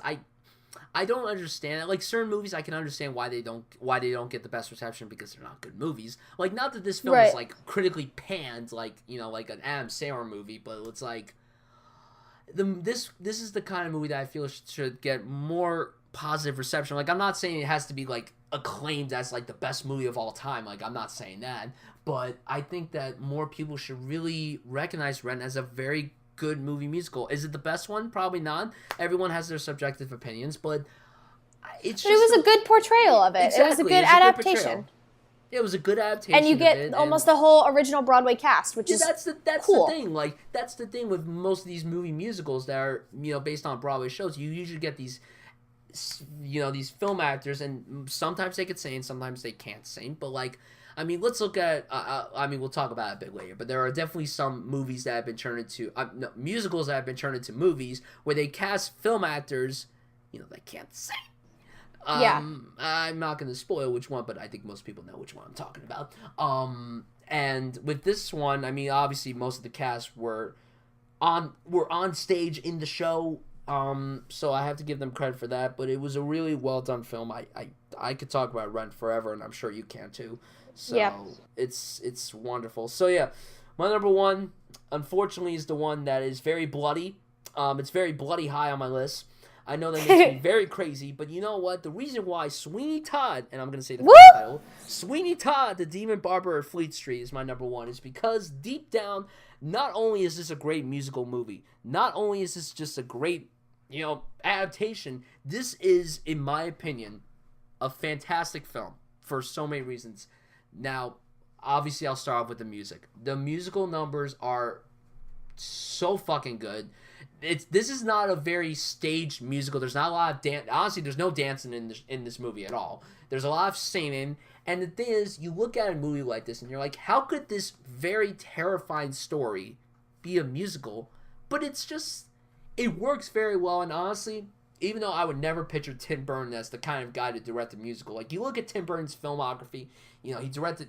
Okay, no one ever thought that the guy that directed a Batman movie would direct a musical. Like, I'm sure no one ever thought that, but then again, I'm sure no one expected the guy who made Harry Potter to direct a musical. Right. Or, like no one ever expected that. So, I think that Tim Burton is known for making very grim and bleak films. Like, his style fits this movie so well. This is honestly, I'm a huge admirer of the way films look from a cinematography standpoint. This is one of the best shot films I've ever seen. The camera work in this is brilliant. The color palette, the very gray and bleak and dark palette works so well for this. There is not like a single essence of light in this movie except for that one song towards the end of the film. That's the only time where there's light of sorts in the movie. That's the brightest scene, and everything else is very dark and gloomy. And it works very, very well. And the story is really amazing. Like, it's just this guy, coming back to try to find his wife and daughter, and then, he learns the truth about them, and, it turns him into someone that he never wanted to be. Like, deep down, Sweeney Todd, everyone just looks at him as a villain. And is he a villain? I hate to say so. Yes, he is, but deep down, he's a good guy. He's just trying to look for his wife and daughter, and, that's something that I think was handled pretty well. And, I'm not big on Johnny Depp, as a person. I don't like him as a person. I've always liked him as an actor. I have always found him to be a good actor. Unfortunately, he hasn't done a lot of good films in the last few years, which really disappoints me because he is a very good actor, and he's very talented when given the right material. I did not think he could be in the musical. I'm sure a lot of people didn't think that either, and yet he was so fucking good in this role. He really fit the role perfectly, and his saying, while not the best, his voice actually worked so well for the character. Like, this wasn't like, Broadway level of singing, but it worked really well for what Tim Burton was going for with this movie, and I have to give a lot of credit to that. And Johnny Depp was nominated for an Oscar, and he actually was really close to winning. But, there's a certain actor named Daniel Day-Lewis who is one of the greatest actors of all time. He won an Oscar that year for one of the greatest performances of all time in There Will Be Blood, one of my favorite films. And, if that performance if that film didn't come out that same year, Johnny Depp would have won the Oscar, hands down. He would have won the Oscar. It's an amazing performance, and Helena Bonham Carter, like you said, terrific as Mrs. Lovett. She's great. She's really, really good in this role. I mean, she's worked with Johnny Depp so many times. Like, right, they have good chemistry, obviously. They do have good chemistry, and this is a great example of their chemistry going really, really well. She's really amazing as Mrs. Lovett. Honestly, she should have gotten some kind of award recognition. I think she was nominated for a Golden Globe, but she should have been nominated for an Oscar, in my opinion. Alan Rickman, who I love. Jenna knows I love Harry Potter. Snape was my favorite character in Harry Potter, and I've loved Alan Rickman and stuff outside of Harry Potter, like Die Hard, one of the greatest action films of all time. But in Sweeney Todd, he's insanely good. Judge Turpin is a very terrifying character. And Alan Rickman fits that persona so well because Snape, for people who've seen Harry Potter, Snape's not, which is everybody. Exactly. Snape is terrifying, and Judge Turpin is also terrifying in some sense. What he does is so fucked up. It's a really despicable character. And, I'm not going to say what happens in the end. I don't want to spoil it for people who haven't seen it, but, the way everyone's story ends, it's a wild ending, let me tell you. Honestly, one of the wildest endings you'll ever watch in any film ever. And if you know Tim Burton, he likes to put wild in this, but he's never gone this wild before until he's made this movie. He's done a lot of wild shit with his movies. Beetlejuice and fucking Pee-wee's Big Adventure and Batman and Ed Wood, Edward Scissorhands, Sleepy Hollow. A lot of Johnny Depp movies. Charlie and the Chocolate Factory, Big Fish, Corpse Bride. He didn't direct The Nightmare Before Christmas like everyone says he did, but even that is very Tim Burton wild. But this is the wildest Tim Burton has ever been. It's probably the wildest he's ever going to be until we see Dumbo. I hope to God it does not suck. That's a mood. No, I agree. I hope it doesn't suck. I mean, we'll have to see how it goes. But Sweeney Todd is pretty perfect in my opinion. It's the best movie musical I've ever watched. It's my favorite movie musical ever. It's one of my favorite films of all time. I'm not really big when it comes to gory horror stuff. I've come to like it a lot more. It's because the thing is with horror movies, a lot of them suck nowadays. The thing is because a lot of them aren't scary. This is a genuinely terrifying film. This is horrifying. Terrifying. This is very horrifying. And is the blood a little exaggerated? It kind of is a little exaggerated if you ask me, but that's the only reason why this movie's rated R. It's only rated R for its blood. That's literally, it says rated R for bloody violence. That's the only reason why this movie's rated R. And this was actually, I watched this when I was, I did see this in theaters. I was 9 years old and my mom took me to see an R-rated. This was the first R-rated movie I've ever watched. I didn't see it up until a year ago. Little Bryan was very petrified afterwards. He wanted to kill himself.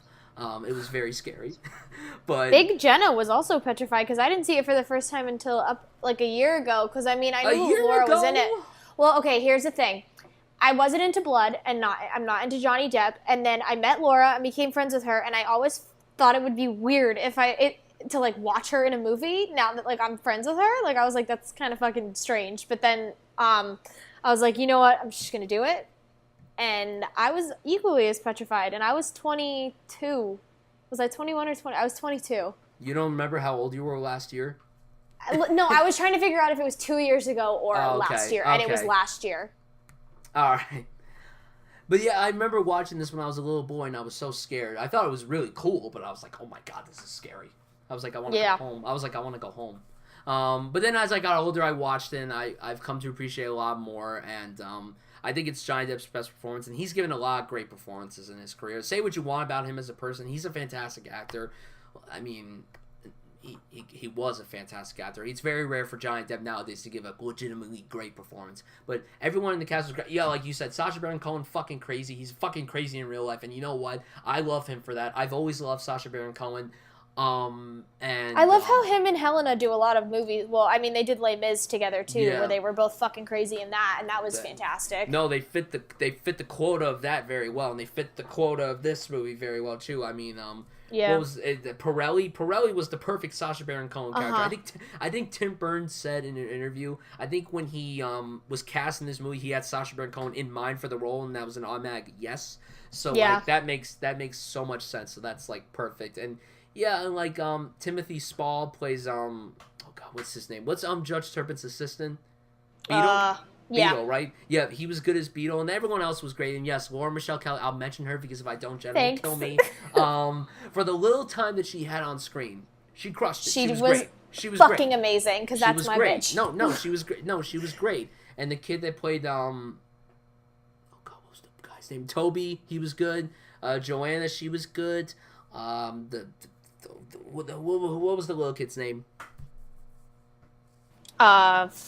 I'm blanking. Fuck if I know.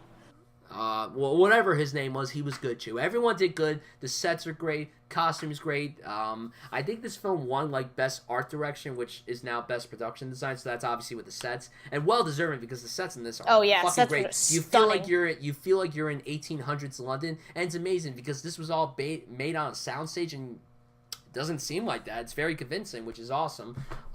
So yeah, I adore Sweeney Todd. I can't think of my favorite song in the movie. If I were to say my favorite sequence, Epiphany is really high up for me. That was actually the scene they showed when for Johnny Depp at the Oscars when he was nominated for this film. They showed part of that, so it makes sense too because when you're in the musical, you basically promote the scene where you're singing. Sometimes it depends on the movie and how good they sing. But Epiphany, probably my favorite song. I love My Friends. I love Pretty Women. I love the second cover of Joanna. I adore the fuck out of Sweeney Todd. It's just I think Sweeney Todd is honestly my favorite. This song. Yeah, it's just great. It's really, really, really great, and it's I hate to say it, and I don't mean to make puns, but it's a bloody masterpiece. Yep. So, yep. Sweeney Todd is my number one. We love it. And Rent is Jenna's number one, which is very, very cool. So, yes. Okay, so now we're going to talk about some things that, first of all, before we get into honorable mentions, I'm going to say right now, I am absolutely shocked that you did not put your favorite movie of all time, The Greatest Showman, on this list. I'm shocked. I had to stick to pure Broadway, though. Pure Broadway, okay, I get that. I totally understand that. I totally get that. But explain to people, like, first of all, why you love that. Why do you love that movie? Just explain to people why. See, it's a very. I think it's a more of a personal sort of thing because I understand people are like it's not the best plot. Totally agree. Main character's unlikable. I totally agree, and I understand what people are when people like say that. But I have a friend in it who's a dancer, and then Kayala Settle, she was the original Becky in Waitress. So, like, she fucking is so talented and never got the recognition she deserved, I feel like, and now she's finally getting it. And I love that so much. And I think the songs are great. Like, The Greatest Show, A Bop, The Other Side with fucking Zac Efron and Hugh Jackman is an amazing freaking song. And also Zac Efron sings in it, so I obviously love it. And I just think it's, like, it has a really fun, like, production value, at least for me. I don't know if I don't know anything about movie making, but, like, you know, there's, like, giant elephants and fucking trapezing and stuff. And, like, I think Zendaya is one of the best, like, most wonderful actresses. Maybe not, like, maybe she's not objectively the best actress, but she's such a class act in all, like, her personal life. And she just handles herself so incredibly well. And she's stunning.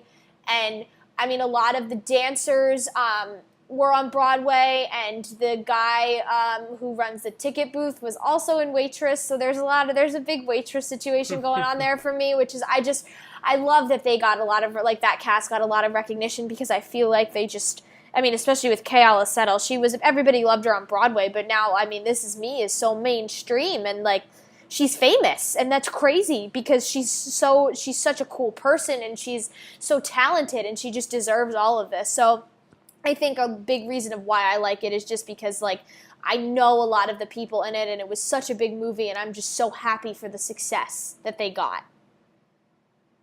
And I love Hugh Jackman. I think Hugh Jackman's great, too. Yeah, I mean, I totally get it. And Will Swenson, he was in it. He was also in Waitress. He wasn't original, but he was in Waitress, and he also just did a show with Laura Michelle Kelly. So, like, you know, just, like, a lot of, like, personal stuff for me. I just think it's cool that all these people got the recognition that they, you know, deserved. Yeah, like, I totally get it from that perspective. Like, here's the thing with me. I don't hate The Greatest Showman. I went into it so excited because I love musicals. I love the actors in it, and it just looked like a really good movie. And I walked out of it. I didn't hate it. It was just like, I felt bad because I told this to someone today. I was like, I don't like to go into movies trying to be overcritical, and I feel bad sometimes for being that kind of person. But when you go to school to make films, it's hard not to do that, and I feel bad. Like, I know a lot of people love The Greatest Showman, and like, you're not the only one I know that loved it. My mom loved it, my sister loved it. Like, I know a lot of people out there love it, and you know what? That's fine. That's awesome. Like, that's good. I wish I loved it. I don't hate it. I think it's a okay movie at best. I like the acting. I like the songs. I like the production value of it. It's just the screenplay for me and the direction just don't work. The guy that directed this had never directed a film before, so maybe this wasn't the kind of thing for him to make. And the guy that wrote this movie, Bill Condon, he has directed musicals before. He directed Dreamgirls and he directed the live action Beauty and the Beast. So he has more, Experience? More experience, exactly, with it. And honestly, if he directed this, I think this movie would have been a lot better. And I just think because the guy that directed this he doesn't have any experience directing feature films, it kind of took me out of it a bit. But at the same time, like, I like the songs. I like the actors in it. And yeah, that girl, oh my God, what's her name? Kayala Settle. Kayala Settle? Yep, Settle. Settle. She was great. She was wonderful. And, like, I'm kind of shocked that the song did not win the Oscar, although the song that did win was Remember better. Me, Remember Me is emotional amazing. standpoint, yeah. And, but I do like the music. I listen to Rewrite the Stars religiously, and I don't know why. I love that song. It's a great song. And you know what? Honestly, one of the things that got me excited about this movie, when they said Zac Efron was cast, I'm like, okay, finally, he's coming back to doing musicals. Because as much as I like Zac Efron, I was so tired of him doing the same fucking movies all the time. He was doing all like these the college party bullshit movies. And some of them are good. Neighbors, I think, is a good movie. Neighbors is good. Neighbors is good. He fits that role perfectly. It was very awesome to see him out of that Disney pretty boy vibe, and then he did some movie like that. And he's done a lot of good movies outside of like High School Musical and Hairspray. He was in this really amazing, underrated film called Me and Orson Welles.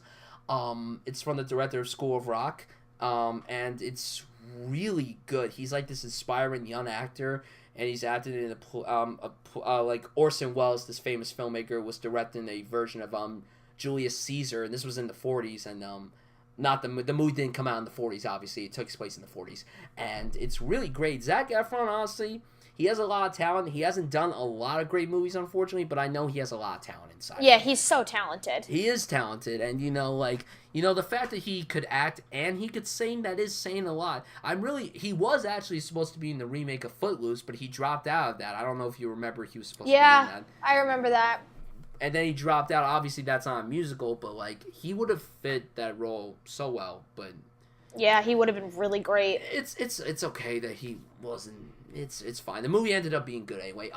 But yeah, like Hugh Jackman. I love Hugh Jackman. Seeing him and Zac Efron, I never expected that duo to even happen. God, that duo that's my favorite song in the whole movie. No, that song is great, and that duo was really great. I love Hugh Jackman. I mean, I love him as Wolverine, and I love him in other stuff too. Like Les Mis, I'll talk about Les Mis in a bit because it's one of my big honorable mentions. I wish I had it on my list, but and then I love him in his dramatic stuff, and I love him in musicals too. And for people who don't know, Hugh Jackman is a Tony winner. He won for The Boy from Oz, and that's you think about it, you're like, Wolverine is a Tony Award winner. Fuck yeah, he is. Hell yeah, he is. That's right, bitch. And he's great. He's wonderful, and I love him very much. And yeah, Zendaya, classy performance. She's so goddamn beautiful. It hurts. Yep. It hurts that she's beautiful. Yep. Michelle Williams, who played P.T. Barnum's wife, I love her in everything. First of all, she's gotta stop wearing wigs. It's pissing me off. Like the wig in there was so fucking noticeable. The wig was not great. No, the wig was not great. She should have just grown her hair out, which she never does anymore. Apparently, every movie she's in, her hair is short, which pisses me off. But it's whatever. And then Rebecca Ferguson played the what was the actress in the movie? What was the name of the character? I'm blanking. Hold on. I know who you're talking about. That was a really good song too. Except she didn't sing it. That was someone else singing over her. Yeah, well, whatever.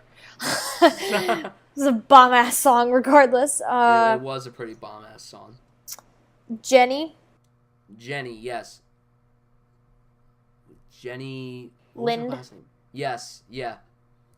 And, the acting was great. It's just the screenplay and direction that didn't work for me. Now, there was another film, the songs in that movie were written by Oscar-winning songwriters, but they won Oscars for a movie that, Jenna thinks is the greatest thing of all time, and she's gonna say why. So why is La La Land the best thing ever made?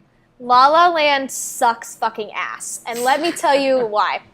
First of all, I have a big fucking when it came out, I had a big fucking personal problem with it. I don't hate Los Angeles as much anymore, but first of all, it takes place in Los Angeles, and it makes Los Angeles look like the greatest fucking city in the world. And let me tell you, Los Angeles is shit. It's a terrible fucking city. There's so much goddamn traffic. The people there suck, and I have had multiple very traumatic experiences there. So no, number one. That's number one. Number two, for what fucking reason are you getting Pasek and Paul to write songs for fucking Emma Stone and Ryan Gosling? Pasek and Paul, I have personal issues with Dear Evan Hansen too, but you get the guys who wrote Dear Evan Hansen to write fucking songs for Emma Stone? Really? Let me know how that happened. And Ryan Gosling, okay, Ryan Gosling's character also was at least somewhat interesting. Emma Stone literally, when people, that's just bland. She was fucking bland as hell. Her voice is, she's a lovely person. I met her when she did Cabaret, and she was, fine enough in Cabaret, even though, she should not have been fucking singing maybe this time. I'll tell you that right now. But, she's so bland, and, for what fucking reason are you getting these amazing songwriters only to cast these two dumbass Caucasian actors in this role? And the fucking end was so infuriating and so stupid, and it's just, my biggest issue with it is, it really genuinely could have been a good film if you would have just put people in who can sing. And, don't come for me and be like, Ryan Gosling has a band. I know he has a band, but he shouldn't be singing theatrical songs. He just shouldn't. And, Emma Stone's not necessarily a bad singer, but, the role could have just been so much better if it were anybody else, anybody on Broadway. It's Pasek and Paul. They fucking know everybody. They're friends with everybody. They're so popular now. You could have cast it with anybody else. And, the sad part is, John Legend was the best part of that movie because at least he could sing. At least he could sing his material. And he is a trash actor. We all saw Jesus Christ Superstar. Oh my God, he was sucked. so bad in that. He was so fucking awful. Terrible. He was a great singer, but his acting is not there. But at least in La La Land, he came on, and I was like, you know what? At least this man can sing his fucking songs that were given to him. Unlike those other two white fucking bland ass people who just spoke. They spoke their songs, and I will say the cinematography of it was stunning. It was stunningly shot. It was beautifully. Just every shot was so beautiful and so well thought out.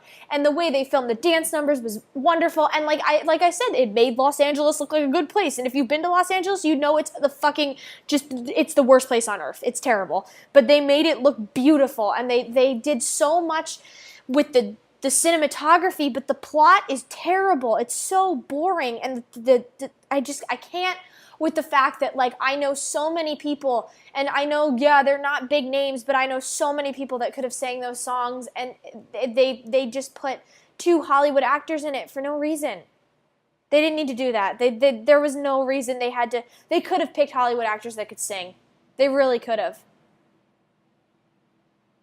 I can't stand all the hype it got. Everybody thought that they thought La La Land invented musicals. These fucking Caucasian females were running around like La La Land invented Broadway, and it didn't. It was terrible. It was so fucking bad. It really was not good. It really, and anybody who thinks it's good, honestly, I need to sit them down at 10 shows of my choice and then fucking tell me it's good. And it's not going to be like Mean Girls or Waitress. I'll give you actual good fucking shows. And then I want you to sit there and look at me and look me in the eyes and say La La Land was good and that it deserved all the hype, because it didn't. It really didn't. And that's all I have to say for the time being, because I'm really angry right now. But, like, please don't tell me Emma Stone can sing, because, like, you really can't. You really can't. I saw her in Cabaret. You really can't fucking tell me that she can sing. I mean, like... Here's the thing. I've obviously heard way better singing. Like, I'm not gonna say that Emma Stone's the greatest singer of all time. I feel like no matter what I say, you're gonna just hate me for it. I'm surprised you don't hate me. I'm surprised you're talking to me, considering the fact that I say... Here's what I will say. I do understand they were going for a direction where they were kind of casting people to make it, you know, they didn't have to be the most talented. Like, they wanted them to kind of look regular, and I understand that direction, but it's just frustrating for somebody who knows Pasek and Paul's work and knows a lot of people that could sing it better to watch that be the most hyped up thing in the world. I think it would have been a lot more tolerable if it weren't so hyped and people didn't act like it invented musicals. Yeah, like, the thing is, like, I mean, I've told you numerous times I really do like La La Land, and I understand for people who hate it. I totally get it. Like, I don't have anything against people that hate it. Like, that's the thing with me. People think that, like, if they hate something that I like, that I'm just gonna automatically hate them, and that's not the case. Like, everything is subjective. Like, I totally get it. If you hate La La Land, or if I hate The Greatest Show, I get it. Everything is subjective when it comes to, like, movies, music, TV, food, books, clothes, anything. Everything is subjective in the world. And you know what? If people hate La La Land, fine. It doesn't matter to me. Here's the thing. Like, see, I really liked La La Land. I as a filmmaker, well, yeah, I mean, it's beautiful. But, like, and look, Ryan Gosling's one of my favorite actors. I feel personally, like, you know, coming from a filmmaker's perspective or film fan standpoint, he's made so many great choices in his career because he started off as the guy that, first of all, he got his big start on the Mickey Mouse Club, which is just... Yeah, that is pretty cool. It's pretty cool. But then, like, his first, like, big movie, like, was The Notebook, and, you know, everyone just looked at him as the guy from The Notebook, and you know what, he's more than the guy from The Notebook. He's been in so many different movies that Jenna probably has not seen, nor will she ever see. Correct. So, like, you know, you look at the guy, and he's been in movies like Crazy Stupid Love, Drive, Ides of March, Blade Runner 2049, The Big Short, The Nice Guys. I never expected him to even be in the movie like La La Land, so, I mean, like, he's a great actor. He's fantastic. And the movie that he has coming out where he's playing Neil Armstrong looks fucking amazing. It looks great. It does look pretty good, actually. I've seen a trailer for it. And even though you're probably not happy with who directed it, so, you know, you're probably not going to watch it now. Who directed it? The guy that directed La La Land. Oh, yeah, fuck no. I'm out of here. Bye. No, but the direction of La La Land was great. That's not my issue with it. I know, but you're probably like, I don't want to support this guy's movie. You know, he made La La Land, and, you know, I don't want to support it. No, he did a fine job directing. It's the casting I would like to talk to. Yeah. Well, do you know that originally, supposedly, Miles Teller and Emma Watson were the people in consideration for this role? And I'm like, yeah, I think Gosling and Emma Stone are better than Emma Watson. It's definitely a better choice, but also, I mean, I could give you 76 Broadway people that also could sing the song. Could you could you text me the 76 people in particular so that I know it's 76 and not 77 or 75? Got it. Yep, I can do that right now. No, but, like, I mean, like, I admire Gosling a lot. I think he's a fantastic actor. He's just done so many great films that, like, I thought it was kind of cool to see him in a movie like this. Would he have been my personal pick? No. Like, here's the thing. If this was not a musical, he honestly, like, his acting in this, in my opinion, is pretty perfect. He was the better actor in this. Yo, by far. And then Emma Stone was the better singer. I know that's not saying much, but... No, you know, I agree. I agree like, with those statements. Like, she was definitely the better singer. I like Emma Stone. I think she's a good actor. Should I she like have won her the too. Oscar for this? Absolutely not. She was not my pick for best actor. Like, here's the thing. There were many amazing performances that year in film. Vanessa Hudgens gave a better performance in High School Musical than Emma Stone gave in fucking La La Land. Like, sorry about it. I don't know if I can keep a straight face to that. Fuck. No, but it's like, Emma Stone she's a talented actor. She's been in a lot of good stuff, but this just really wasn't her kind of movie. Like, she was fine. Her acting was fine, but it's like... It was bland. It was also bland. I mean, her character, it wasn't her fault though to a point, because I think her character was very bland. Like that's the thing. Here's the thing. Like, as much as I really enjoyed this movie, the screenplay of this is the weakest aspect of the movie, hands down. I know you may say the songs, but the songs are fine. It's the actors in the songs. Like, do you have something against their acting or their singing? I have nothing against their acting, because I realized that they had to work what they were given with, and I think Ryan Gosling did a great job, and I really liked his character. And, I mean, Emma Stone just had a really shit character, but I know she's a great actress. I mean, I think she's phenomenal in everything else she's done. Have you seen her in anything else? Like, film-wise or not? Really? Yeah, I saw Battle of the Sexes, because Sarah Bareilles wrote a song for it, so... Oh yeah, that's definitely why you had to see. Was that movie any good or no? Yeah, really? I liked it. It was feminist. I love a good feminist film. I love Steve Carell, and they worked together in Crazy Stupid Love. Yeah. So like I kind of saw Crazy Stupid Love too. I like Crazy Stupid Love. That's a fantastic movie. So yeah, and and that's where Gosling and Emma Stone first got their. You know, they've done 3 movies together now, so it's like. They've done. They have good chemistry, obviously, when it's given not right, it's not their fault. I really just think we should have, if we were gonna try and make it seem like this movie invented everything musical, perhaps we should have some people with real musical talent. No, I agree with you on that, but I think the thing that I just appreciate, like, I mean, this was definitely. The director of this, like, he made this incredible film called Whiplash, which is one of my favorite films of all time.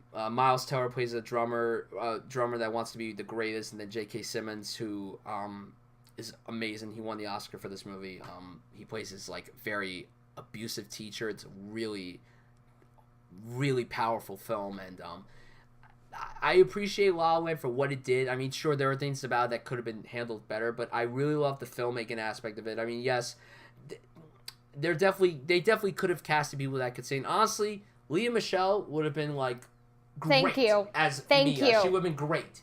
Now, I know. What popular actor would have been great as Sebastian? Honestly, I can't think of any on the top of my head. I'm sure you have like 85 million people that could have played him. I've had a lot of people, well, I mean, this is kind of weird. This is not meant to be like a Glee thing at all, but I had a lot of people say that Matt Morrison should have done it, because he can actually sing. Yeah, he could have been good in the role. But also, if he's in it, we're picking one Glee person or the other. I'm not about to make this a fucking Glee reunion. Like that. I mean, there's nothing wrong with a Glee reunion. No, there's nothing wrong with that. Trying to give myself some credibility here. No, but yeah, I like La La Land. The reason why I didn't put it on my list is because, well, I'm not saying that because Jenna was on this. I'm not saying that if Jenna wasn't on this, I wouldn't have put it on the list. I'm not saying that at all. What I'm saying is that the 5 films that I put on here I like more than La La Land, and I like La La Land.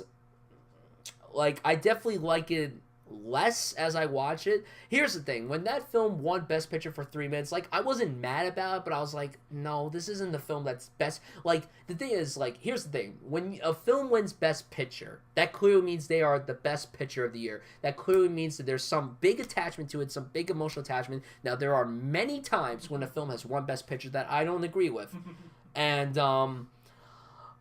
when La La Land won Best Picture for 3 minutes, I'm like, all right, fine, whatever. Show's over. Whoopie-doo. And then they say Moonlight wins, and I'm just like, oh my god, what the fuck? I went to an Oscar party when that happened, and like a lot of my friends,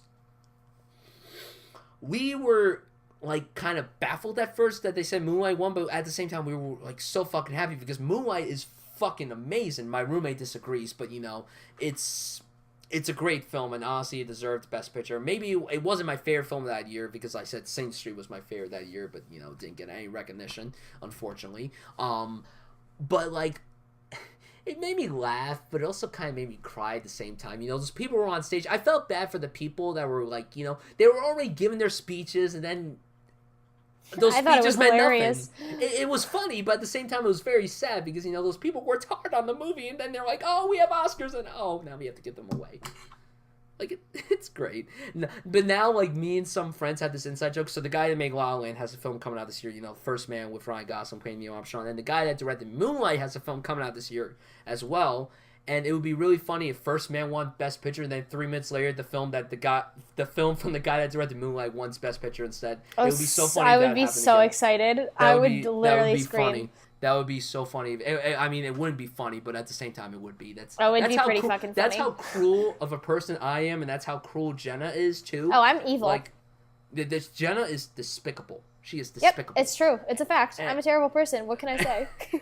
Except you're welcome.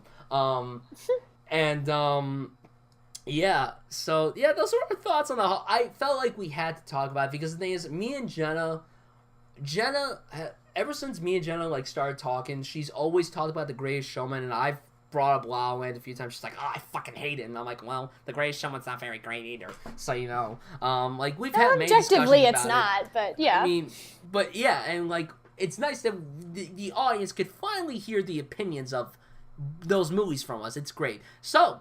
Now on to that. We're going to talk about some of our honorable mentions. Now, I wrote a list down of my honorable mentions. I only have 2. You have 2? I only have 2, yeah. There's no way you only have 2. Yeah, I only have 2. What? Yeah. All right, fine. You could talk about your 2 first. What are your 2 honorable mentions? So, I guess in order, my first one is The Last 5 Years. And my other one is Mamma Mia, Here We Go Again. Not the first Mamma Mia. Talk about the last 5 years first. Talk about that one first. I love The Last 5 Years is one of my favorite musicals ever. Like, I love the story. I love all of the songs. I Can Do Better Than That is one of my top 5 favorite theater songs ever. If I could play any role aside from Jenna and Waitress, it would be Kathy in The Last 5 Years. That is providing I had any sort of fucking talent, which I'm severely lacking. But also, I don't particularly care for Anna Kendrick singing, and her wig was really fucking bad in that in that movie. So bad. It was so bad. But I like how they did a nice job with it because they casted her as Kathy, and at the time that movie came out, she was a very big deal. I mean, she's still a big deal, but I feel like she was a bigger deal back then. And so they had that nice Hollywood aspect, and then they brought in Jeremy Jordan, who I am absolutely fucking obsessed with. And now he's a little more mainstream because he's on Supergirl, but he's huge on Broadway, and he just has the most beautiful male voice in the Broadway community, in my opinion. His voice is really spectacular, guys. His voice is fantastic. And his Moving Too Fast is unbelievably good, and I think that I just love that show, and I love that they made that into a movie because it's a very underrated show. It's never actually been on Broadway. It's only been off Broadway, I think. And so I like it, and they balanced it. They did, we'll have our big Hollywood actress to draw people in, but we're going to have somebody who can, and it's not like Anna Kendrick can't sing. I just think those songs are very challenging. Like, I Can Do Better Than That is a very challenging song, and A Summer in Ohio is a very challenging song. But then they brought in Jeremy Jordan, who's Broadway trained and can do all of that. So I really like it, and it was cool to see it in real life because there's just a lot of stuff in that show that you can't really show on stage as easily. In I Can Do Better Than That, the drive to her old house. Obviously you can't really drive a car to New Jersey on stage. That's true. I really like that. I love that. I just love that show. I just love the music. Jason Robert Brown is great. And it had a nice balance. Yeah, I saw the movie, and it was okay. I think because, well, here's the thing. When I watched it, I was very tired. I definitely need to watch it again. Yeah. I've been meaning to watch it again. My sister loves The Last 5 Years, so objectively speaking, it's definitely not the greatest, but I'm just really happy that somebody chose to make it into a movie. That somebody realized it was good enough. No, I definitely get that, and I love Anna Kendrick. She's a personal favorite actress of mine. I love her in pretty much anything that she's fantastic. She's an Oscar-nominated actress for people who don't know. She acted the shit out of her role. It's just the songs are so challenging. Yeah. And, the thing is, she's a fine singer. She's definitely, totally. Better than Emma Stone, that's for sure. Yes. But, she's really good. She's pretty much good in everything that she's in, from, Up in the Air, which she was nominated for an Oscar for. She was obviously in Pitch Perfect. Not Don John. 50-50. That's the different movie. That's a great movie. One of my personal favorites. I love it. She's been in so many other things. Oh my god. There's this movie coming out of her and Blake Lively that looks really fucking thrilling. Yeah, my best friend is obsessed with her, and she's really excited for that movie. It looks, I'm not gonna lie, it looks pretty fucking good. Yeah, it does. It looks very, very good. And Jeremy Jordan, he is good. I mean, I can't comment. I've never seen him in anything like physically on stage. I mean, Yeah. I watched the Newsies like Movie, yeah. filmed version on Netflix, and he's great. And I mean, from the few episodes that I've seen of Supergirl honestly is the worst CW superhero show on TV right now. So I've heard, which is sad because I love Melissa so much. Melissa is so fucking good. She was in Whiplash too, by the way, and she's wonderful. She's so. I just saw her in Beautiful, the Carole King musical. She was so fucking good. What a coincidence, because I just said that she's beautiful, and you know she fits that agenda so well. Yeah, he's very good. Like the movie, I'm gonna give it another watch. I've been meaning to watch it again, so I feel like I'm gonna like personal. Yeah, I think it's just I have a personal attachment, especially to Still Hurting. Still Hurting is another one of my favorite songs. I have a very personal attachment, so like it's just cool to see that into a movie. Yeah, and now talk about Mamma Mia, Here We Go Again. Okay. Which just came out recently, by the way, for people who don't know. So, okay, I'm not the hugest fan of the original, like, Mamma Mia musical on Broadway or the film. It's not that it's not well done. I'm just not into the plot. I don't... My heart? It's a very heterosexual plot, in my opinion, and I don't do that very well. It's fine, like, it's okay, it's just not my personal, like, I don't fucking care about your fathers, I really don't, because, that's why I didn't care for the first movie, but the second movie, it was way more interesting, because I feel like the first movie, it's like, who the fuck is my dad? Here are these three random guys, and, like, I feel like the second movie, it just should have come first, because maybe I'd be more interested, maybe if I rewatch the first movie now, I would be more into it, because it's like, okay, I'm getting people's backstories, and I thought that was really, really interesting. And the cast, I mean, I am obsessed with Jessica Keenan Wynn. I am a huge slut for Heathers. I saw her in Beautiful. I love her so fucking much. She's gorgeous. She's amazing. She's perfect. She was so underrated. Now she's finally getting recognition. She was the perfect young Tanya. Like, she was just unbelievable. I 100% agree with you. And I think that was the biggest thing for me in that movie was when I found out that she was going to be in it. I was like, I have to start fucking with Mamma Mia again because I just love her so much. And then Lily was so freaking good. Lily James is one of the most talented up-and-coming actresses working today. God. Like, she is great. She has been great in pretty much everything that she's attached her name to. Yeah. Like, when I first saw Cinderella, I'm who is this Lily James person? Yeah, because number one, she's beautiful. Two, she's very talented. And three, I'm going to see her in everything that she's in now after this. And she's been in many movies. She was, like, Cinderella is definitely the biggest thing that she's done so far. Then she was in Baby Driver, which was one of the best films of last year. And now, when she got cast in this movie, I said this is the perfect casting. When I saw the first trailer, I'm like, this is the perfect casting. Then you see the movie, and I'm like, legit, this is the perfect casting. She was perfect. If you were going to cast anyone as a young Meryl Streep, it's her. Lily James is the go-to person. It was perfect casting. Yeah, she just made the whole movie. Like, she was incredible. She was the scene stealer of the whole movie. She was definitely the film's best aspect, in my opinion. And, I totally understand why a lot of people have been saying that this is better than the first film. And from a filmmaking standpoint, it is absolutely better than the first one. But I like getting information. I want to know what the fuck I'm supposed to be supporting. No, I totally get that. And the thing is, the first film has a huge attachment to me because I saw it when it came out 10 years ago. I saw it opening weekend. I remember it was one of the weirdest opening weekends in film history because the same weekend that came out, The Dark Knight came out. So it was very weird seeing a Batman movie, then a musical movie come out in the same weekend. I remember I saw Dark Knight first because obviously superhero movies, that's my thing. And then I saw Mamma Mia the following day. It was me, my mom, and my sister. And it was a packed theater, but also it was really funny because, like, during the quiet moments of Mamma Mia, you would hear loud explosions and you would hear the Joker, like, cackling with laughter. And I'm like, oh, God, I can hear it. And it's really making me terrified. But no, the first Mamma Mia is really fucking bad. But you know what? It's a guilty pleasure of mine. I can acknowledge that it is a terrible movie. But I've loved it for 10 years, and, like, it's a huge guilty pleasure of mine. And I rewatched it, right before I saw the second one, and I think it's one of the weirdest movies I've ever watched in my life. You watch that movie, it is trippy as fuck. I understand if Greece is trippy as fuck, because I've never been there, but you know what? It is trippy as fuck. I know I keep saying that, but Mamma Mia is literally a trippy as fuck movie. And the thing is, I love the musical. I saw it when it was on Broadway still at the Winter Garden, and I love ABBA's music, so like ABBA's a Yeah. personal favorite group of mine, and like I like their music. Is the story dumb? Yeah, it's pretty dumb. I'm like you. I'm like, who the fuck? Who cares whose father is Sophie's father? Like, who the fuck cares? And you know what? Here's the thing with the first movie. As much as I like all the actors involved, and I like pretty much all the actors, respectively. Meryl Streep is obviously one of the greatest actresses of all time.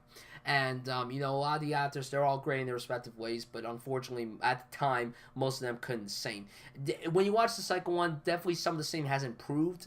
Like, yeah. When you compare Amanda Seyfried's singing in the second film to the first, it significantly improves. And you could tell it improved when you saw her in Les Mis. Like, you could tell that it was starting to improve. And then you see your Mamma Mia 2, and you're like, oh, yeah, the singing has improved very much. And, like obviously Meryl Streep, her singing has definitely improved since then, you know, with Into the Woods. But there's still some saying that Pierce Brosnan, that's hands down some of the worst thing I've ever heard in my life. I was embarrassed. I'm a fan of him as James Bond, and you know what? I've come to realize, I'm like, don't cast James Bond in a musical if James Bond can't sing. Yeah. That singing is just so painful to sit through. You claim that La La Land singing was painful. Pierce Brosnan singing was so painful. It was bad. Oh my god. It was so painful. And I mean, a lot of them really couldn't sing. But you know what? Like, the other people I could somewhat tolerate, but Pierce Brosnan, absolutely not. And I was hoping that when I saw the second one, his singing would be better. It wasn't. It wasn't. But that is a big problem with Mamma Mia. They casted a lot of Hollywood people, which is why I was really happy when, like, Jessica Keenan-Wynn got such a big role. I was like, oh, somebody with talent. Like, I love that. I love that for us. Like, the theater community is getting their representation. Thank you. But also, Waterloo, well, she's not in Waterloo, but I gotta say, Waterloo is the biggest bop of 2018. Yeah, Waterloo in general is a great song, but the way they have it in the second Mamma Mia, that whole scene was just so much fun. It was a fun scene, even though when I saw the movie, I had a very terrible theater experience. I think I might have told you this theater experience for people who don't know. So I went to go see this with a good friend of mine, Lindsay. God bless her soul, she's wonderful. And we're both fans of Mamma Mia, like, you know, the musical and the first movie, and, you know, ABBA's music. We saw this movie at like 10 o'clock at night on Tuesday night. This was the Tuesday after the movie came out. And I was excited. She was excited. And we saw the movie. We were both a little let down by it. We were like, it was okay. Like, I didn't hate this movie, but it was kind of a disappointment for me. It's definitely one of the biggest disappointments I've seen so far this year.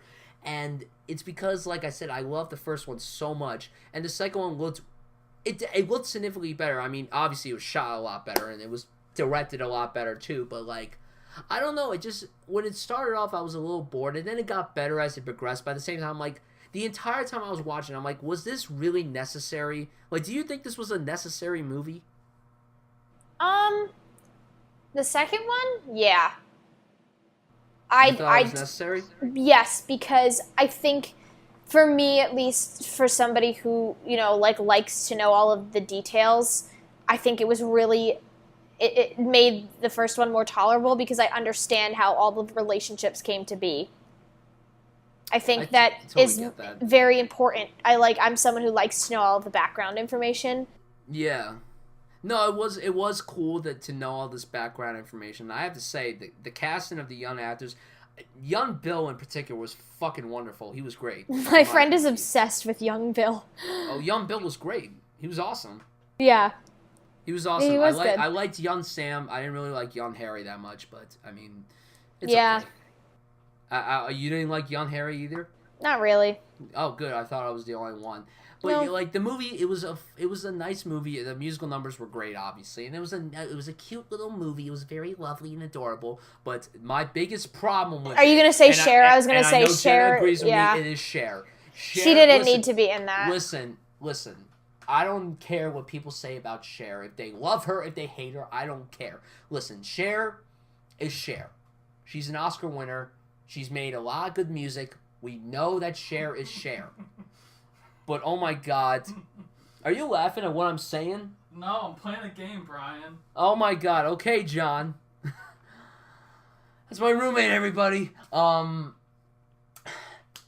Cher's Yeah, Cher's an performance- icon, but for fuck's sake, that added 20 extra minutes to the movie nobody fucking needed or asked for. I don't give a shit how the hotel manager... There was no development to her character, and when you don't develop a character, then that's obviously a big problem for anything, film or not. It's a bad thing when you don't develop a character. And it's like...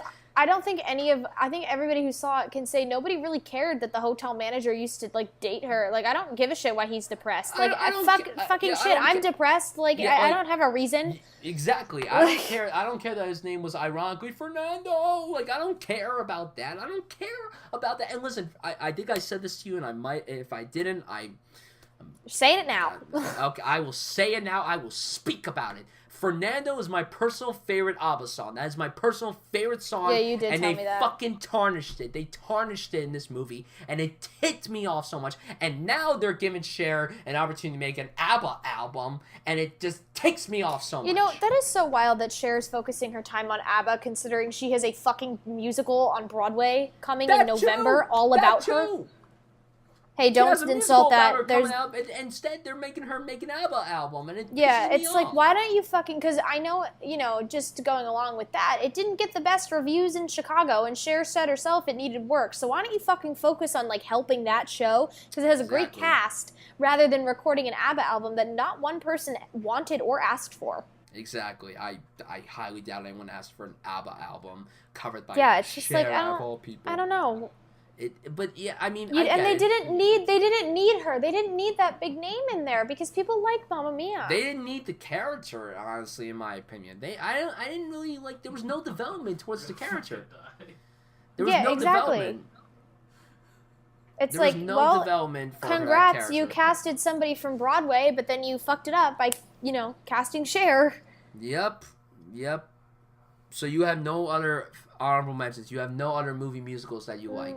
Trying to think. I mean, like, I like Les Mis, but I don't like it enough to be an honorable mention. I mean, it was a well-done movie. I'll praise Les Mis. I mean, it was a well-done movie. I just personally, like, in general, don't like Les Mis that much. It's just like it's a little much for me. Yeah. I didn't really care for Into the Woods. Neither did I. That was a very disappointing film for me. Like I like everybody in it, and I do like the show, and I like the songs, but the movie, like, I think the movie started off very, very well, and then once that third act, what happens in the third act, like, it kind of ruined the movie a lot. It drastically made the movie go downhill, and that's not a good thing. So. Yeah, I'm trying to think of even what else there is that I would like. I mean, like, I love High School Musical too, but I'm not gonna put that on an honorable mentions list. High School Musical 3 counts because that's a theatrically released movie. Oh, true. That is true. Well, that wasn't my favorite High School Musical, so sorry about it. What's your favorite High School Musical 2? Yeah. High School Musical 2 is the best. It's the best one. Yeah. There's a whole great YouTube video about why High School Musical 2 is the best. I should probably send it to you. It's like, please do, because it really is the best. But I think those are the only two, because I feel like the only other really big one is probably Les Mis, like, at least in my world. And I just don't like Les Mis. It's boring. Yeah, no, I totally get that. Like, for me, like I said, I brought up Begin Again and Once, and they're both fantastic on their own merits. Obviously, they're not, like, staged like, the other, like, I have to bring up West Side Story because it's a classic. It's a great film in my eyes. It's a great one in my eyes. I love it. I'm not really fond of the idea that they're remaking it, even though my favorite film. Camila Cabello is going to be in it though, and I'm up her ass so far. I love her. If Spielberg casts her, then that's literally awesome, because he did say that he's going to cast a bunch of unknown actors. He's going to cast all people between like the ages of like 18 and 25. He's going to cast a bunch of Latino actors, which is great. He's not going to cast any big name. He's not going to cast any big names unless if they could sing and act, which is good because Spielberg is, the most trustworthy filmmaker of all time. And I don't know how it could go. First of all, I don't even know when he's making it. He claims that's his next movie, but I think he's still finding actors for it, because the thing is, when you cast a musical, it's very hard to find people. You need to find people that can act and sing. Like, obviously, singing is important when you do a musical, but you also need to know how to act. And if you don't know how to act, then that really tarnishes it heavily. Like I brought up earlier with Rent. Like, Adam Pascal, yeah, he could sing, but can he act? Honestly, not so much. So, like, it needs to work out very well. And the original is a classic. It's one of the greatest films of all time. Obviously, it won Best Picture. Like I said, I love Les Mis a lot. Hugh Jackman in it. He honestly, I would have been so happy if he won the Oscar for it. He was so great as John Valjean. He was awesome. Anne Hathaway's performance, incredible. She won the Oscar for it, but she only really won the Oscar just for I Dream a Dream. That's really definitely why she only won the Oscar. But it was a great performance nonetheless. Amanda Seyfried, good. You brought up Sacha Baron Cohen and Helena Bonham Carter. They were great. There's an actor in it. His name is Eddie Redmayne. Now, when Eddie Redmayne I was love in this movie, him. I was so... I'm going to tell you this right now. When I first saw this movie, I did not like him at all. It took me forever to like Eddie Redmayne Really? as an actor. Because the thing with him, like, when I saw this was the first thing I saw him, and I was just like, this guy is very fugly. I don't like him. He's just very weird. I don't like him very much. But then he started doing movies. He's an Oscar winner now. He played Stephen Hawking in The Theory of Everything, an amazing performance. And then obviously now he's in Fantastic Beasts, which is connected to Harry Potter, which Jenna knows I obviously adore. He's great. Like, I also felt like he wasn't the best singer. Like, No, he's totally not. A majority of the scene in Les Mis was great, and but he was not one of the strong. I mean, he wasn't the weakest spot. I'll get to that in just a second. There's this guy in the movie who I've always respected as a theater actor. I forgot his name. Oh, fuck. Theater actor. Aaron Tveit, that's his name. Oh, Aaron Tveit? Yes, Aaron Tveit. And, I love Aaron Tveit. Everybody on Broadway loves Aaron Tveit. You don't hate Aaron Tveit. See, I almost got to see him in Catch Me If You Can, which is like my favorite movie of all time. And the idea of it being a musical, I was like, first of all, I don't know how that's going to work, but I do like the songs. I've listened to the soundtrack. It's good. Aaron's voice is fantastic. And when I heard he was in Les Mis, I'm like, that's awesome, because he's finally going to get his foot in a big screen adaptation of like one of the biggest musicals of all time, and he was awesome in it. And the little boy in it was great. That girl, what was that girl's name? The other girl, the black hair girl. What's her name? Let's see. I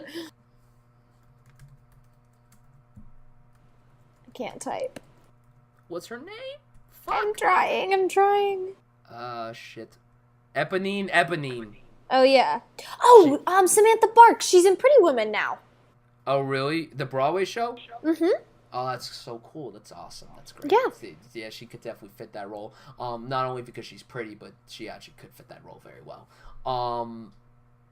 Yeah, she was great. The little boy was great in it. Oh, God, there's someone else. Oh, yeah. So, okay. So, I love Russell Crowe as an actor. I think he's a fantastic actor. He's awesome. But, oh, my God. And I know that he has a band in real life, but... Yeah. His voice just didn't work. No, I feel you. It just didn't work, and Fuck. his great John. Sorry, Brian. John, fuck. That's hilarious. God. See, for people that are listening to this live, you would think that my roommate would be laughing at me bashing Russell Crowe from Les Miserables, but instead he's laughing at playing a fucking video game. And I'm kidding. I love you, John.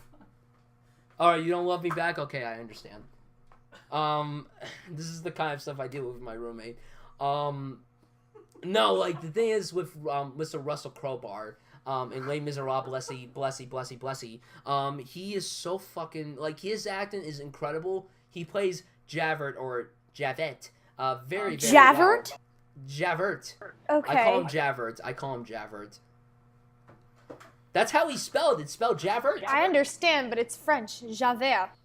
All right, fine. Javert. No, like, his acting's incredible, but his singing, oh my God, I just couldn't get past it. I agree. I couldn't do it. I think the movie's very well made. Like, I mean, like, the guy that directed, he's an Oscar-winning filmmaker. He made this incredible historical drama called The King's Speech, with Colin Firth, who was obviously. Oh, I heard that was good. It was great. It was wonderful, and this movie is great too. Then he made a very shitty movie, and I don't know if you've seen it. And I don't want to say it's shitty because of the subject. It's not shitty because of the subject. It's shitty because of the way they depict said subject. He made the movie The Danish Girl, where Eddie Redmayne becomes a woman, and I thought it sucked. I thought it was awful.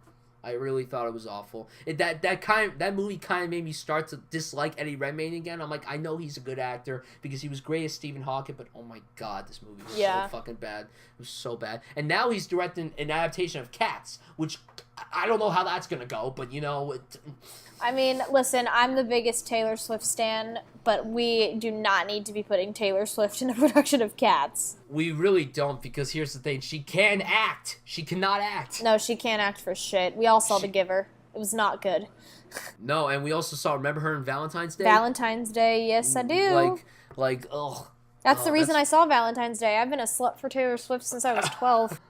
Love that bitch. That's great. That's wonderful. No, and then what else do I have in honorable mentions? I put Enchanted because it's great. I put Grease because it's amazing. I put Mamma Mia as a guilty pleasure. Yeah, Grease. Who could not love Grease? It turns 40 years old this year. It's a great movie. Old. It's old as fuck. It's just a very fun movie to watch. It's a fun movie to watch. Basically, one of John Travolta's starring roles. It's not what launched his career, but it's one of his biggest roles to date. And then I put this because this movie means the world to me. I put The Muppets from 2011, Jason Segel, Amy Adams. I put this movie on here. Well, first of all, I've always loved the Muppets. I've loved them since I was a little kid, and you know, a lot of the Muppet movies that have come out are great and could be considered musicals. A lot of them are great movies, like the theatrical release Muppet movies. My personal favorite one is Muppet Treasure Island. Treasure Island's one of my favorite books, and you putting the Muppets with them, it could have been the worst thing in the world, but it was really awesome. It's one of my childhood favorites, and this Muppet movie, it came out at a time where I wasn't the happiest person in the world, and this was like one of the first times that I smiled in so long. And also, it was just a really great film, you know, like, the Muppets have never left, but, you know, having the movie where the Muppets basically don't matter anymore and now bring them back, it's like, that's a really... It's awesome. It's wonderful. And, you know, Jason Segel, he's a talent that I've always admired since How I Met Your Mother. And he's great. Hell yeah. And he's great in things outside of How I Met Your Mother. He actually wrote this movie and with the guy that directed Neighbors. And, you know, the screenplay for this is incredible.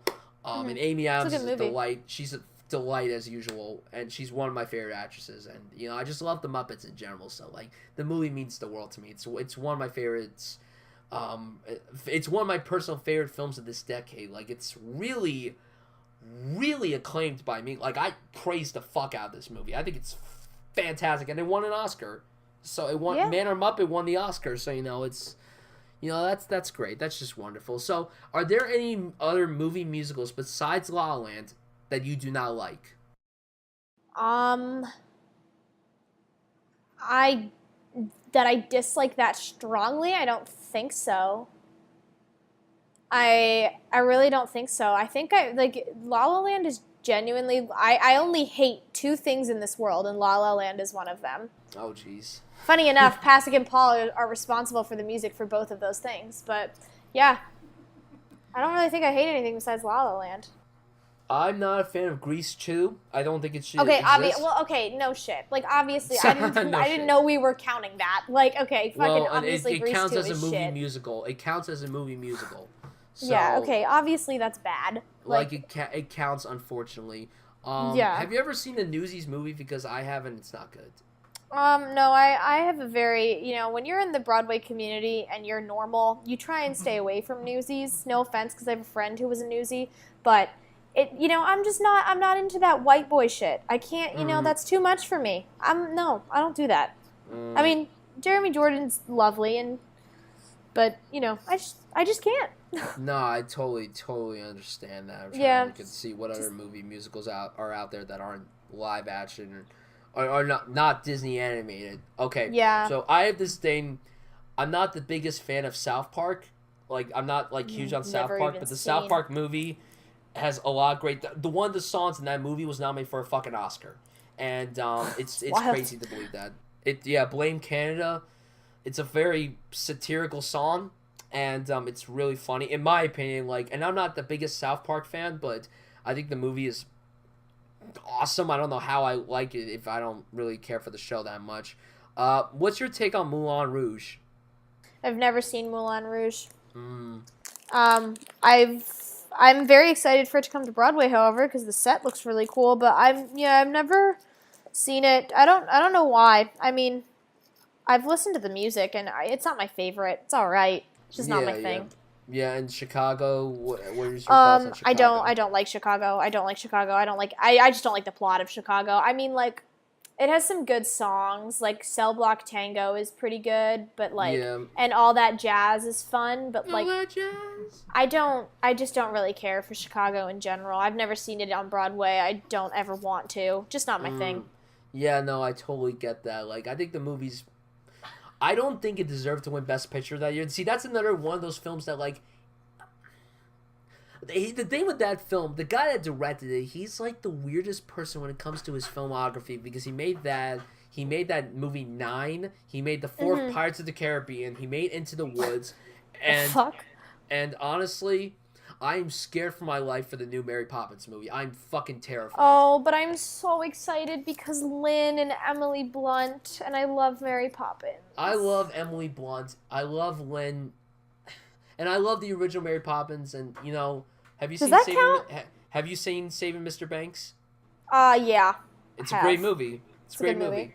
Yeah, no, the original Mary Poppins does count. That does count as okay, well, that can be an honorable mention, because that got Laura Michelle's career started, basically. See, when I saw the show on Broadway, it was actually right before she got, like, I saw her took the part. A month after she left, which I don't know if that's a good thing or a bad thing. I could have started this whole thing a long time ago, but I got a couple more years of sanity. Yeah. But yeah, that's a good one. That can make my honorable mentions list. I love Mary Poppins. Who doesn't? Yeah, I just hope the sequel is good. I'm so scared. It's Lynn. It's gonna be good. Yeah, but he's not directing. He's just in it. Yeah, but he's in it. It's gonna be good. I repeat, it's Lynn. It's gonna be good. Let's hope it's gonna be good. Let's absolutely hope it's gonna be good. Let's just absolutely hope. Just fingers crossed. Okay, one that I do not like. I fucking hate the Phantom of the Opera movie. I fucking hate I hate the Phantom of the Opera in general.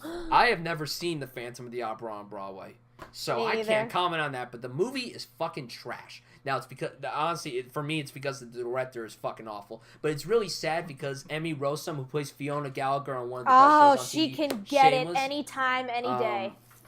She is... If you're listening, I'm so single. She is so good. That she is so... She's perfect. She's a perfect female, let me freaking tell you. Yeah.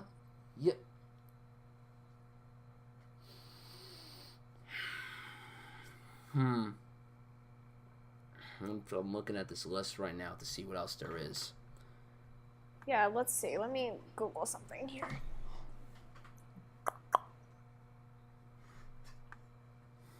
Rent.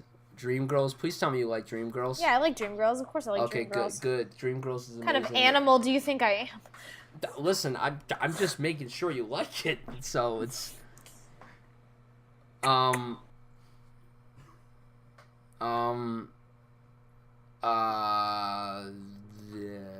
Eddie Murphy should have won the Oscar for it.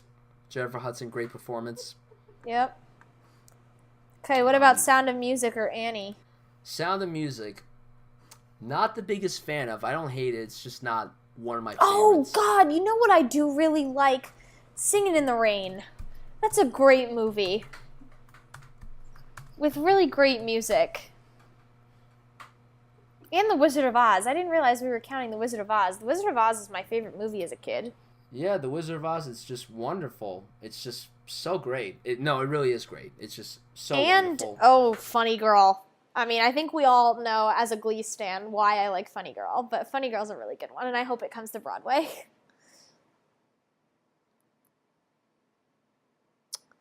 Yeah, I guess if I had to add... Oh, yeah, My Fair Lady. Wow. I haven't seen that one. I've never seen that one. My Fair Lady's pretty good. I haven't seen that. Never saw All That Jazz. Johnny, shut up!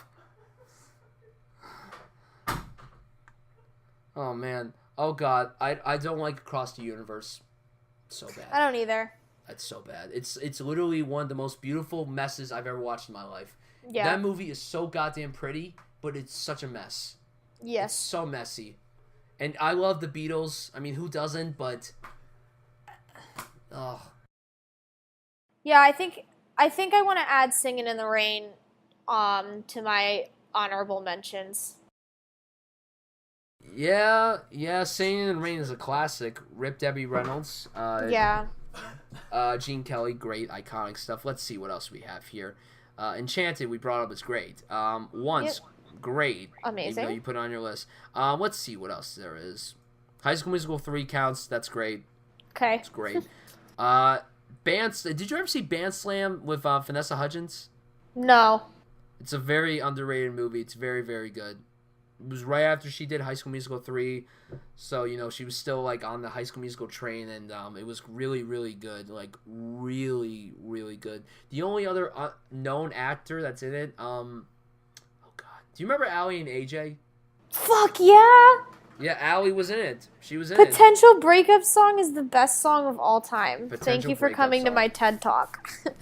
Potential Breakup Song. Such a classic. And then the mom in this movie was, oh, God.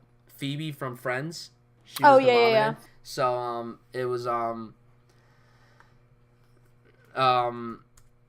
so, yeah, that was great. Burlesque sucks. I'm sorry, Monica. That's my sister, but no. That really sucks. Burlesque was pretty bad. Sorry, Which Monica. is sad because I like Julianne Hough and she was in it, and it just was not good. Yeah, and, what's her name? Christina Aguilera. Yep. She's great. So, all right. I was gonna say that I forgot to make this joke in the beginning. I'm like, we are not including Glee, the 3D concert movie. We're not including that. 3D Yo, dude, if you would have let me include that shit would have been number one. Fuck Rent. No, absolutely you already know. That's a cheat. That doesn't count. That's not. There's no script to it. It's just them performing music that doesn't count. There's no script to it. The Warblers came out in full costume. What the fuck are you talking about? You know what I mean by script. No, I know. You know what I mean by script. It's fun though. It was fun to watch. I didn't see it when it came out in theaters. I watched it at home. So I didn't see it when it came out in theaters. What else is there? Yeah, Les Miserables. Oh my God, I hate the Rock of Ages movie. I think I told you I love the show, but I hated the movie. I don't like Rock of Ages. I don't like Rock of Ages at all. The movie sucks.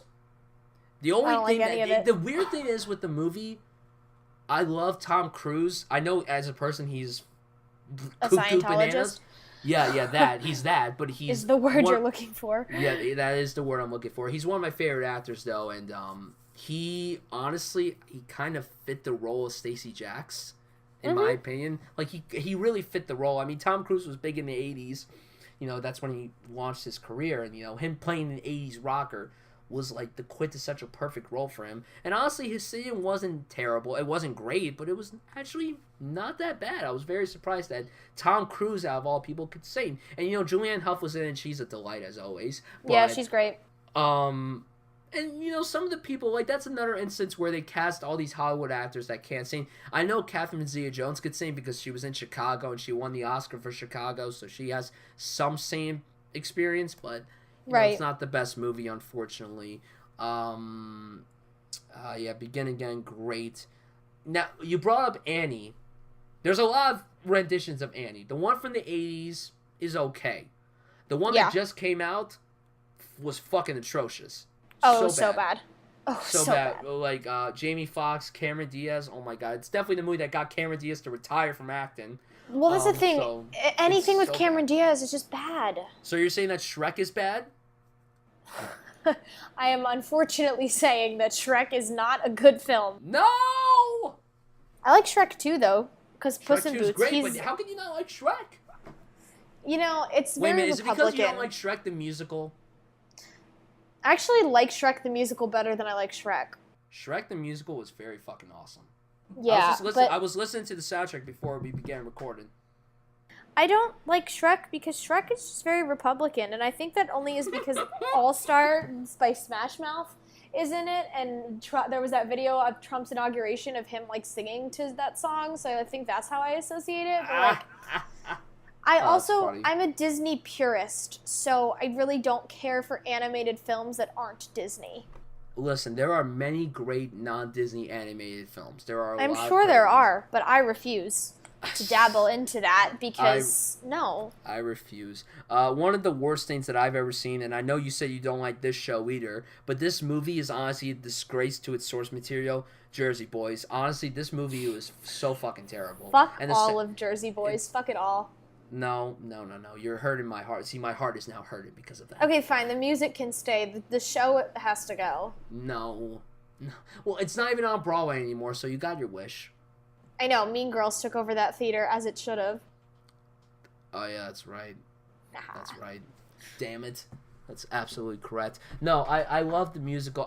First of all, the thing with me, I love Broadway shows that are, they have these real life stories, and honestly, I really admire Frankie Valli's story. Also because, this may be a biased thing, but because he's a Jersey boy like myself, it's like, it kind of may be a bit biased, and I don't know if that's a good thing or not, but like, I really love Frankie Valli. I really love his music so much. His voice, I don't get it. I don't understand. Like, the guy that played him in the movie played him in the original production of the show.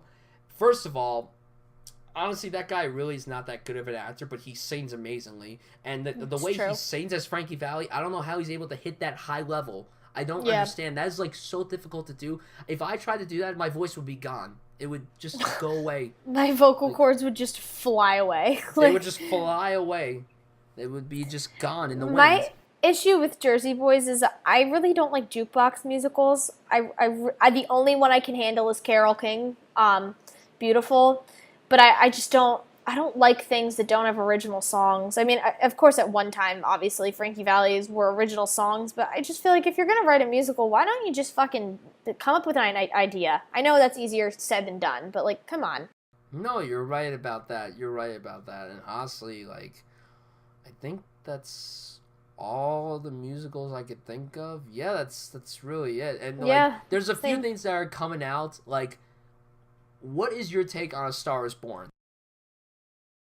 I have a very, very biased opinion about it, and I can't really say why, because an ex-friend of mine I doubt she's going to listen to this, so fuck it. An ex-friend of mine really I like Lady Gaga a lot, but an ex-friend of mine is like, she is to A Star Is Born as I am to Waitress. Let me put it that way. Yeah. So I have a very, very bad taste in my mouth about it. I love Lady Gaga.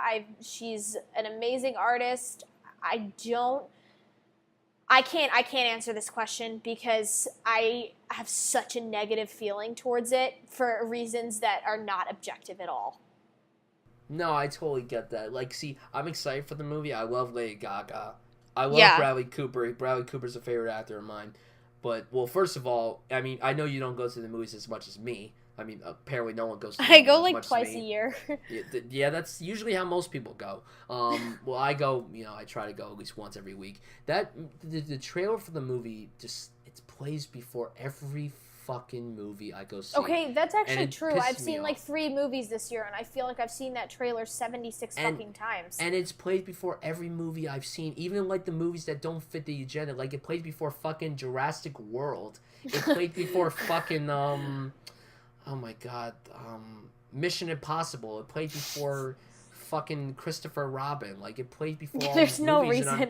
and I'm just like, why is this trailer playing before every movie? Like, I get it that they're trying to promote it because apparently it's gonna be some big awards movie. It's premiering at some festival in a few days after this recording. Oh, so it is actually okay. I meant to ask you about that because the person that I used to be friends with was like, it's gonna win an Oscar, and I was like, is it actually? I didn't know if that was just her, like, 'cause she loves Lady Gaga. I was like, I don't know if that's like objective or like, is it? Well, like, obviously, I can't say if it's going to win an Oscar. I can't predict everything. I'm not a fucking But I mean, wizard, does it have a shot to at least like be nominated for one? It has the Oscar level. Like, it's coming out around Oscar season. It has Bradley Cooper in it, who's an Oscar nominee. It has Lady Gaga, who technically is an Oscar nominee because she was nominated for Best Song, for the song that should have won Best Song that year. What song? Oh God, fuck. Shit. Hold on, I'm looking it up. Guys, I Academy promise I really do know music and stuff. I just don't know movie, like, and Oscar stuff because I don't like the Oscars. No offense. I'm pissed with the Oscars right now as it is because they're like downgrading like big budget movies and like making a category for them, and it's honestly fucked up. So it's really messed up. Let's see. Okay, the song is called "Till It Happens to You." Oh yes, okay, yes. And it's a beautiful song. It was is in beautiful. this documentary called "The Hunting Ground." Now, it didn't win that year because they gave it to fucking Sam Smith, out of all people, for "Writings on the Wall," the most boring James Bond song. That in was history. really boring. It was like I know Jenna's probably not into James Bond. I'm not the biggest James Bond Absolutely fanatic not. either. Like, I mean, why would you be? There's no saying in it. So that song is so fucking boring. I don't care if people say Sam Smith has a beautiful voice. I mean, his voice is fine, but like his voice is nice, but listen, I am depressed. Like, let's be real here, guys. Mental health hour. Like, I am fucking a sad person, but like Sam Smith blows my ass out of the water with that one. I have never seen someone so miserable in my life. He is very, very, very fucking miserable, and it's and like, you can hear it in his voice. It's to the point where it's too much. Like, I love a good sad song, but like, whoa, dude. Like, Ryan's on the Wall. First of all, I don't mean to go off topic, but I'll be very quick with this. Like, see, the thing is, when you think of James Bond, you think of excitement, you think of awesome. Yeah, like just big vibrant. productions. And there's a lot of, like, honestly, Skyfall is not the happiest of songs either, but that's a great song, and Adele's voice just slays it. She's wonderful. And like, with this song, like, on its own merits, is it a well-written song? I guess, but it's so slow and it's so boring and it's so sleepy. Like, when I saw Spectre this song came out before Spectre came out, just so people can hear it. So I heard this song and I'm just like, oh my god, this is what they're going for with a fucking James Bond movie? Are you fucking kidding me? And then you see the movie, and when it opens up, it opens with a very exciting opening. Then it plays the song, and I'm just like, oh, good night, I guess. And then I woke up, and then I woke up. Mood. Yeah, and then I wake up, and I'm like, oh, thank God, the song's over. And then it wins the fucking Oscar, and I'm like, are you fucking kidding me? Like, are you? Yeah, really like we fucking can't escape. I was really appears. I was really fucking angry with that. I was so pissed off because you know what? There are many better songs out there, and honestly, the 50 Shades of Grey song that was nominated that year was kind of better than Writings on the Wall by Sam Smith. So yep. But yeah, A Star Is Born. It could be in some big Oscar thing. I'm sure it will be, but I hope it's good. I don't know how it's. Yeah, I haven't decided if I'm gonna see it yet. I probably will. I feel like you would, considering it's a movie with Saint in it and everything. Like, I do love Lady Gaga. Lady Gaga's great. So is Bradley Cooper, but you probably don't care about him very much. He's a man. Yeah, he's a man. That's where I drop out. Yeah, Unless you're Darren Criss, I'm like, see ya. He's a man. This technically wouldn't be a movie musical per se, but there is saying Bohemian Rhapsody's coming out, and that's obviously about Queen. And that could go either way. That could be great. I'm a huge Queen fanatic, so I'm hoping it's good. I'm fingers crossed hoping it's good. Queen cover fanatic, if you know what I mean. Yes, I know exactly what you mean. I know you the huge, audience knows what I mean. I don't know if my audience knows what you mean, but I know what you mean. So and then like there's a few other stuff coming out. Like I am so mixed on these Disney live action remakes. Like the Beauty and the Beast one to me was so mixed. I was so mixed on it. I didn't even see it. I'm a huge admirer of the original, and I love everybody involved with the new one. But honestly, I was just like. First of all, if you were gonna remake Beauty and the Beast, you should have waited much longer to do it. Second of all, you should have casted people that could sing, because Emma Watson was auto-tuned like so fucking much. It was so fucking auto-tuned. Oh my god, that's the one thing I cannot stand. If you can't make them sing, just fucking cast someone that could sing. Thank you. Welcome to my entire life. That's the number one problem in my world, I think. Yeah, they needed to cast someone that could sing. Yeah, so Aladdin's coming out, and honestly, I'm not excited for it at all. Oh, I love Aladdin. I love Aladdin too, but from a filmmaker's perspective, I hate the filmmaker that's doing it. The guy that's making it, this is not the kind of film that he should be making. He's going to tarnish Aladdin for me, and it's going to make me want to kill myself. Listen to me, everybody in the audience. If you have any money in this world, and you are ready to remake The Little Mermaid, I'm going to fucking need you to do it. And I'm going to need you to do it with that Hollywood Bowl cast. And I'm going to need Sarah Bareilles and Darren Criss to be in it. And I'm begging somebody to just do it for me. You know what? If I ever get money, I will do it. I'm really going to need it because they can act. Both of them. I've seen it with my own eyes. Yes. They can sing. Yes. And they were fucking phenomenal. All I need you to do is replace Rebel Wilson as Ursula with somebody who can actually sing. Absolutely. And you gotta keep Titus as Sebastian. I mean, he was Sebastian on Broadway. You keep everybody else and you just replace her. And I'm gonna need that to happen. Please. Absolutely. Let's go, world. Agree that. Yeah, let's go. Me and Jenna greenlit in this Little Mermaid remake with Darren Criss and Sarah Bareilles. Absolutely. Yep. Let's do it. That's the next live action musical. Fuck Aladdin. Yeah, let's do that. And then also, so apparently the Wicked movie is still coming out, but they haven't casted it yet. They haven't started I don't know what they're filming it waiting for to cast it. I mean, we all know Lea Michele needs to be Elphaba. I really don't know what the fuck is taking so long. Yeah, because here's the thing. She's not too old and she's not too young to play the character. Yep. She's the perfect age to do it. Like, she's the perfect age. And plus, the fact is, like, this movie it still has a release date of December 20th of 2019. Now, here's the first thing they're going to have to do. How the fuck is that going to work? They're going to have to push this back because the reason is because this comes out the same day as a little tiny movie called Star Wars Episode 9. So they got to push this back if they want this movie to make money. That's the first thing they have to do. Yeah, that's probably true. They have to do that. Whenever you're going up against Star Wars, you know you're fucked. You know, regardless if the Star Wars movie's good, The Last Jedi sucks. You cannot go up against Star Wars. And listen, that's fine. That's not your kind of movie. It's understandable. It's totally fine. But the Wicked movie, they have Into the Heights coming out on June 26, 2020. I'm so excited for In the Heights. I wonder who they're going to cast in it. Fucking let's bring those OBC bitches back. I don't even care if they're too old. Nobody wants to see anybody else. Nobody wants to see anybody else. Mulan's coming out on March 27th. They actually just released the first little picture of her. Yeah. And they have a Chinese actress, which is great. Thank fucking God. But can she sing? Let's see. Hope. Let's hope. Honestly, as long as they do a good job with I'll Make a Man Out of You, I don't really care, because that's the best song. Exactly. And then, that's really it that's listed for movie musicals. I mean, they're trying to make, like, they're trying to make, like, a live-action Snow White, and... You know, apparently they're going to, like I said, remaking West Side Story. But honestly, I mean, we've gone on way too long when it comes to this stuff. We just both love movie musicals, and Jenna just loves musicals in general. Like, musicals are pretty much her life. Am I right or am I wrong? It's actually my entire life. It's the only reason I am still in New York City. I am not going to lie. I'm surprised. Like, New York City seems like not the best place to live, but, you know, if you have a good reason to stay... it's fucking awful, but you got Broadway, and it's like, okay, I can do it. Exactly. If you have a good reason to stay, then you must stay. So, yep. I don't know how you do it, but... I'm here until Waitress closes, my friends.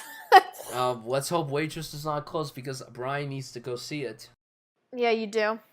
It's I can't believe you haven't. I don't have money.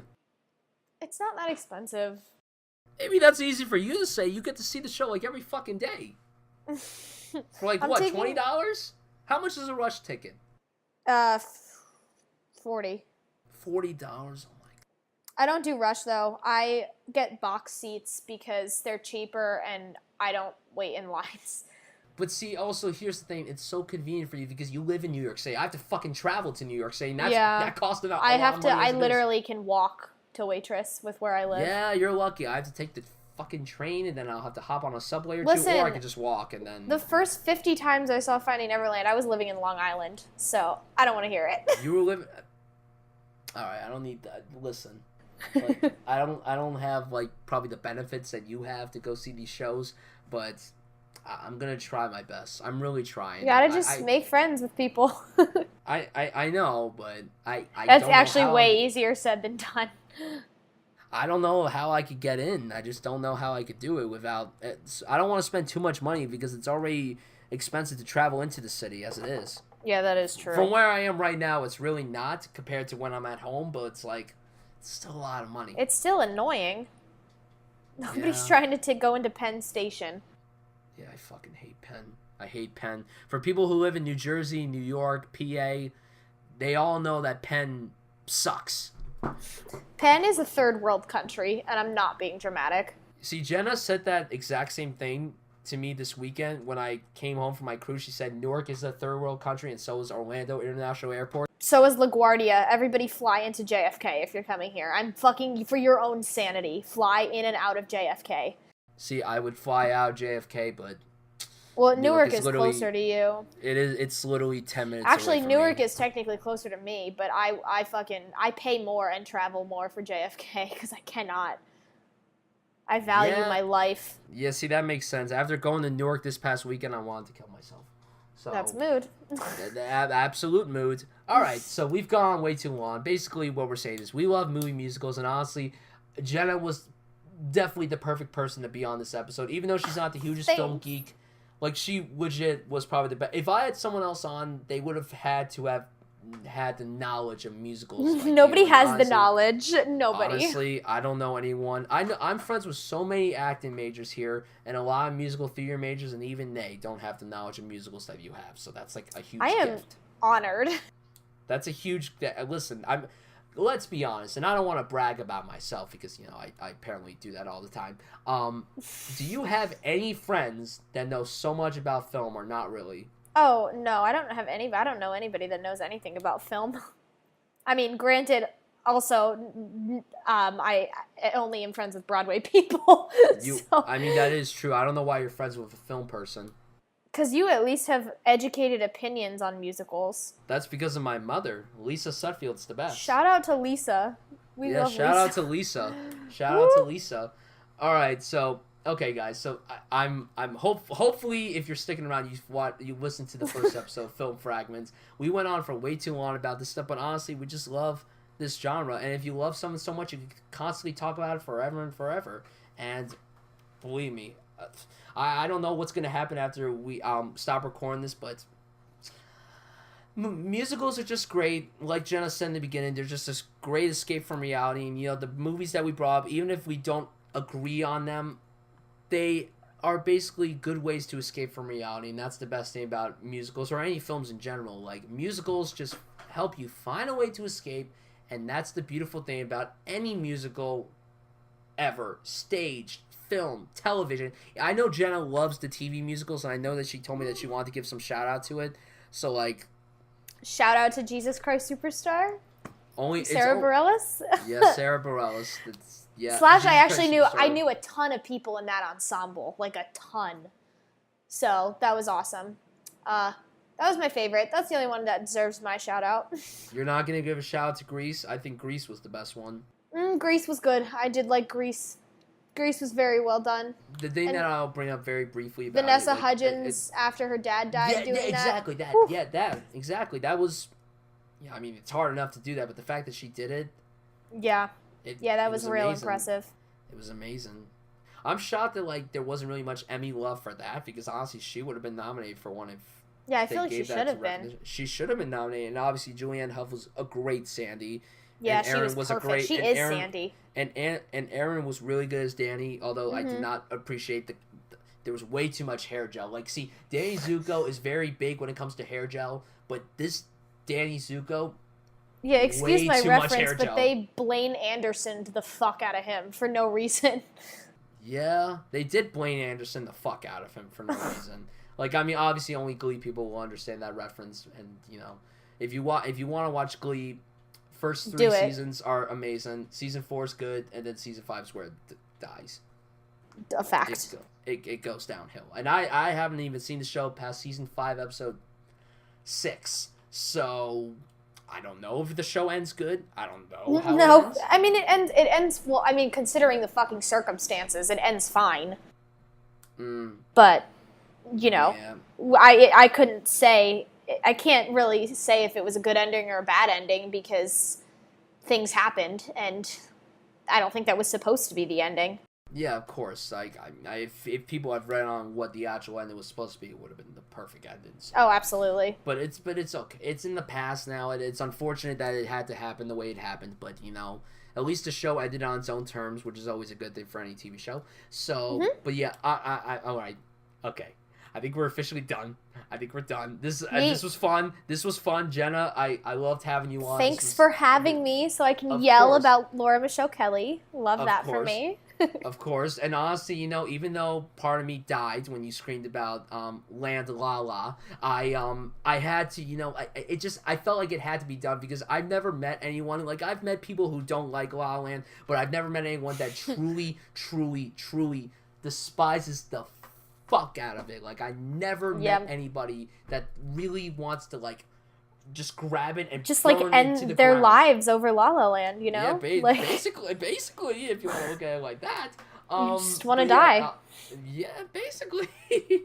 Oh man, we're getting too dark. Oh boy, we're getting too dark. It's like Sweeney Todd, too dark. But really, honestly, Jenna, thank you for coming on. I really appreciate you coming on. It was, of course. I really, really appreciate you coming on. Honestly, like I said, I don't think anyone would have words more for this episode than you. So perfect. I'm just amazing. What can I say? Except you're welcome. So, you know, I say that to everybody whenever they say, "What can I say?" So, you know, I have to say it. Yeah, and Jenna loves Disney, so you know. Yeah, she does. So, yeah. So, okay. So that is it with this episode of Film Fragments. Everyone, if you've listened to the whole thing, or congrats. if you skipped to the end, thank you. Just thank you for listening. I so appreciate. There are going to be more episodes coming soon. I'm not going to say what the next topic is because honestly, I don't even know at the time of this recording what the next topic is. But I'm going to tell you guys that it's going to be great, and hopefully Jenna comes back on in the future because you know, for like Disney, she's like the perfect person to be on for that. So yes. So hopefully she'll be on. So like, Jenna, where can people find you? Like Twitter, Instagram, all that stuff. Yeah, I only have an Instagram because Twitter is toxic. My Instagram is at Jenna Weigard, JennaWeigard. There's a lot of waitress pictures if you're into that. A lot of waitress pictures. Oh my god. But so. it's okay. It's okay. It's I don't mind it at all. It just shows that, you know, Bryan has to go see the show. So, you know. Exactly. That and Mean Girls, he needs to go see that. Hell yeah. So, yep. And you guys can follow me on Twitter at Bryan_Sudfield. You can find me on Instagram at Bryan Sudfield. And subscribe to the YouTube page. Share this around with everybody just so you know that this film podcast will go down as hopefully the best in history. It probably won't because there's many other great podcasts out there. But hopefully this is one you've enjoyed. And thank you guys so much. Seriously, so much for listening to this. I will see you guys next time for another episode of Film Fragments. Peace out, everybody. Bye.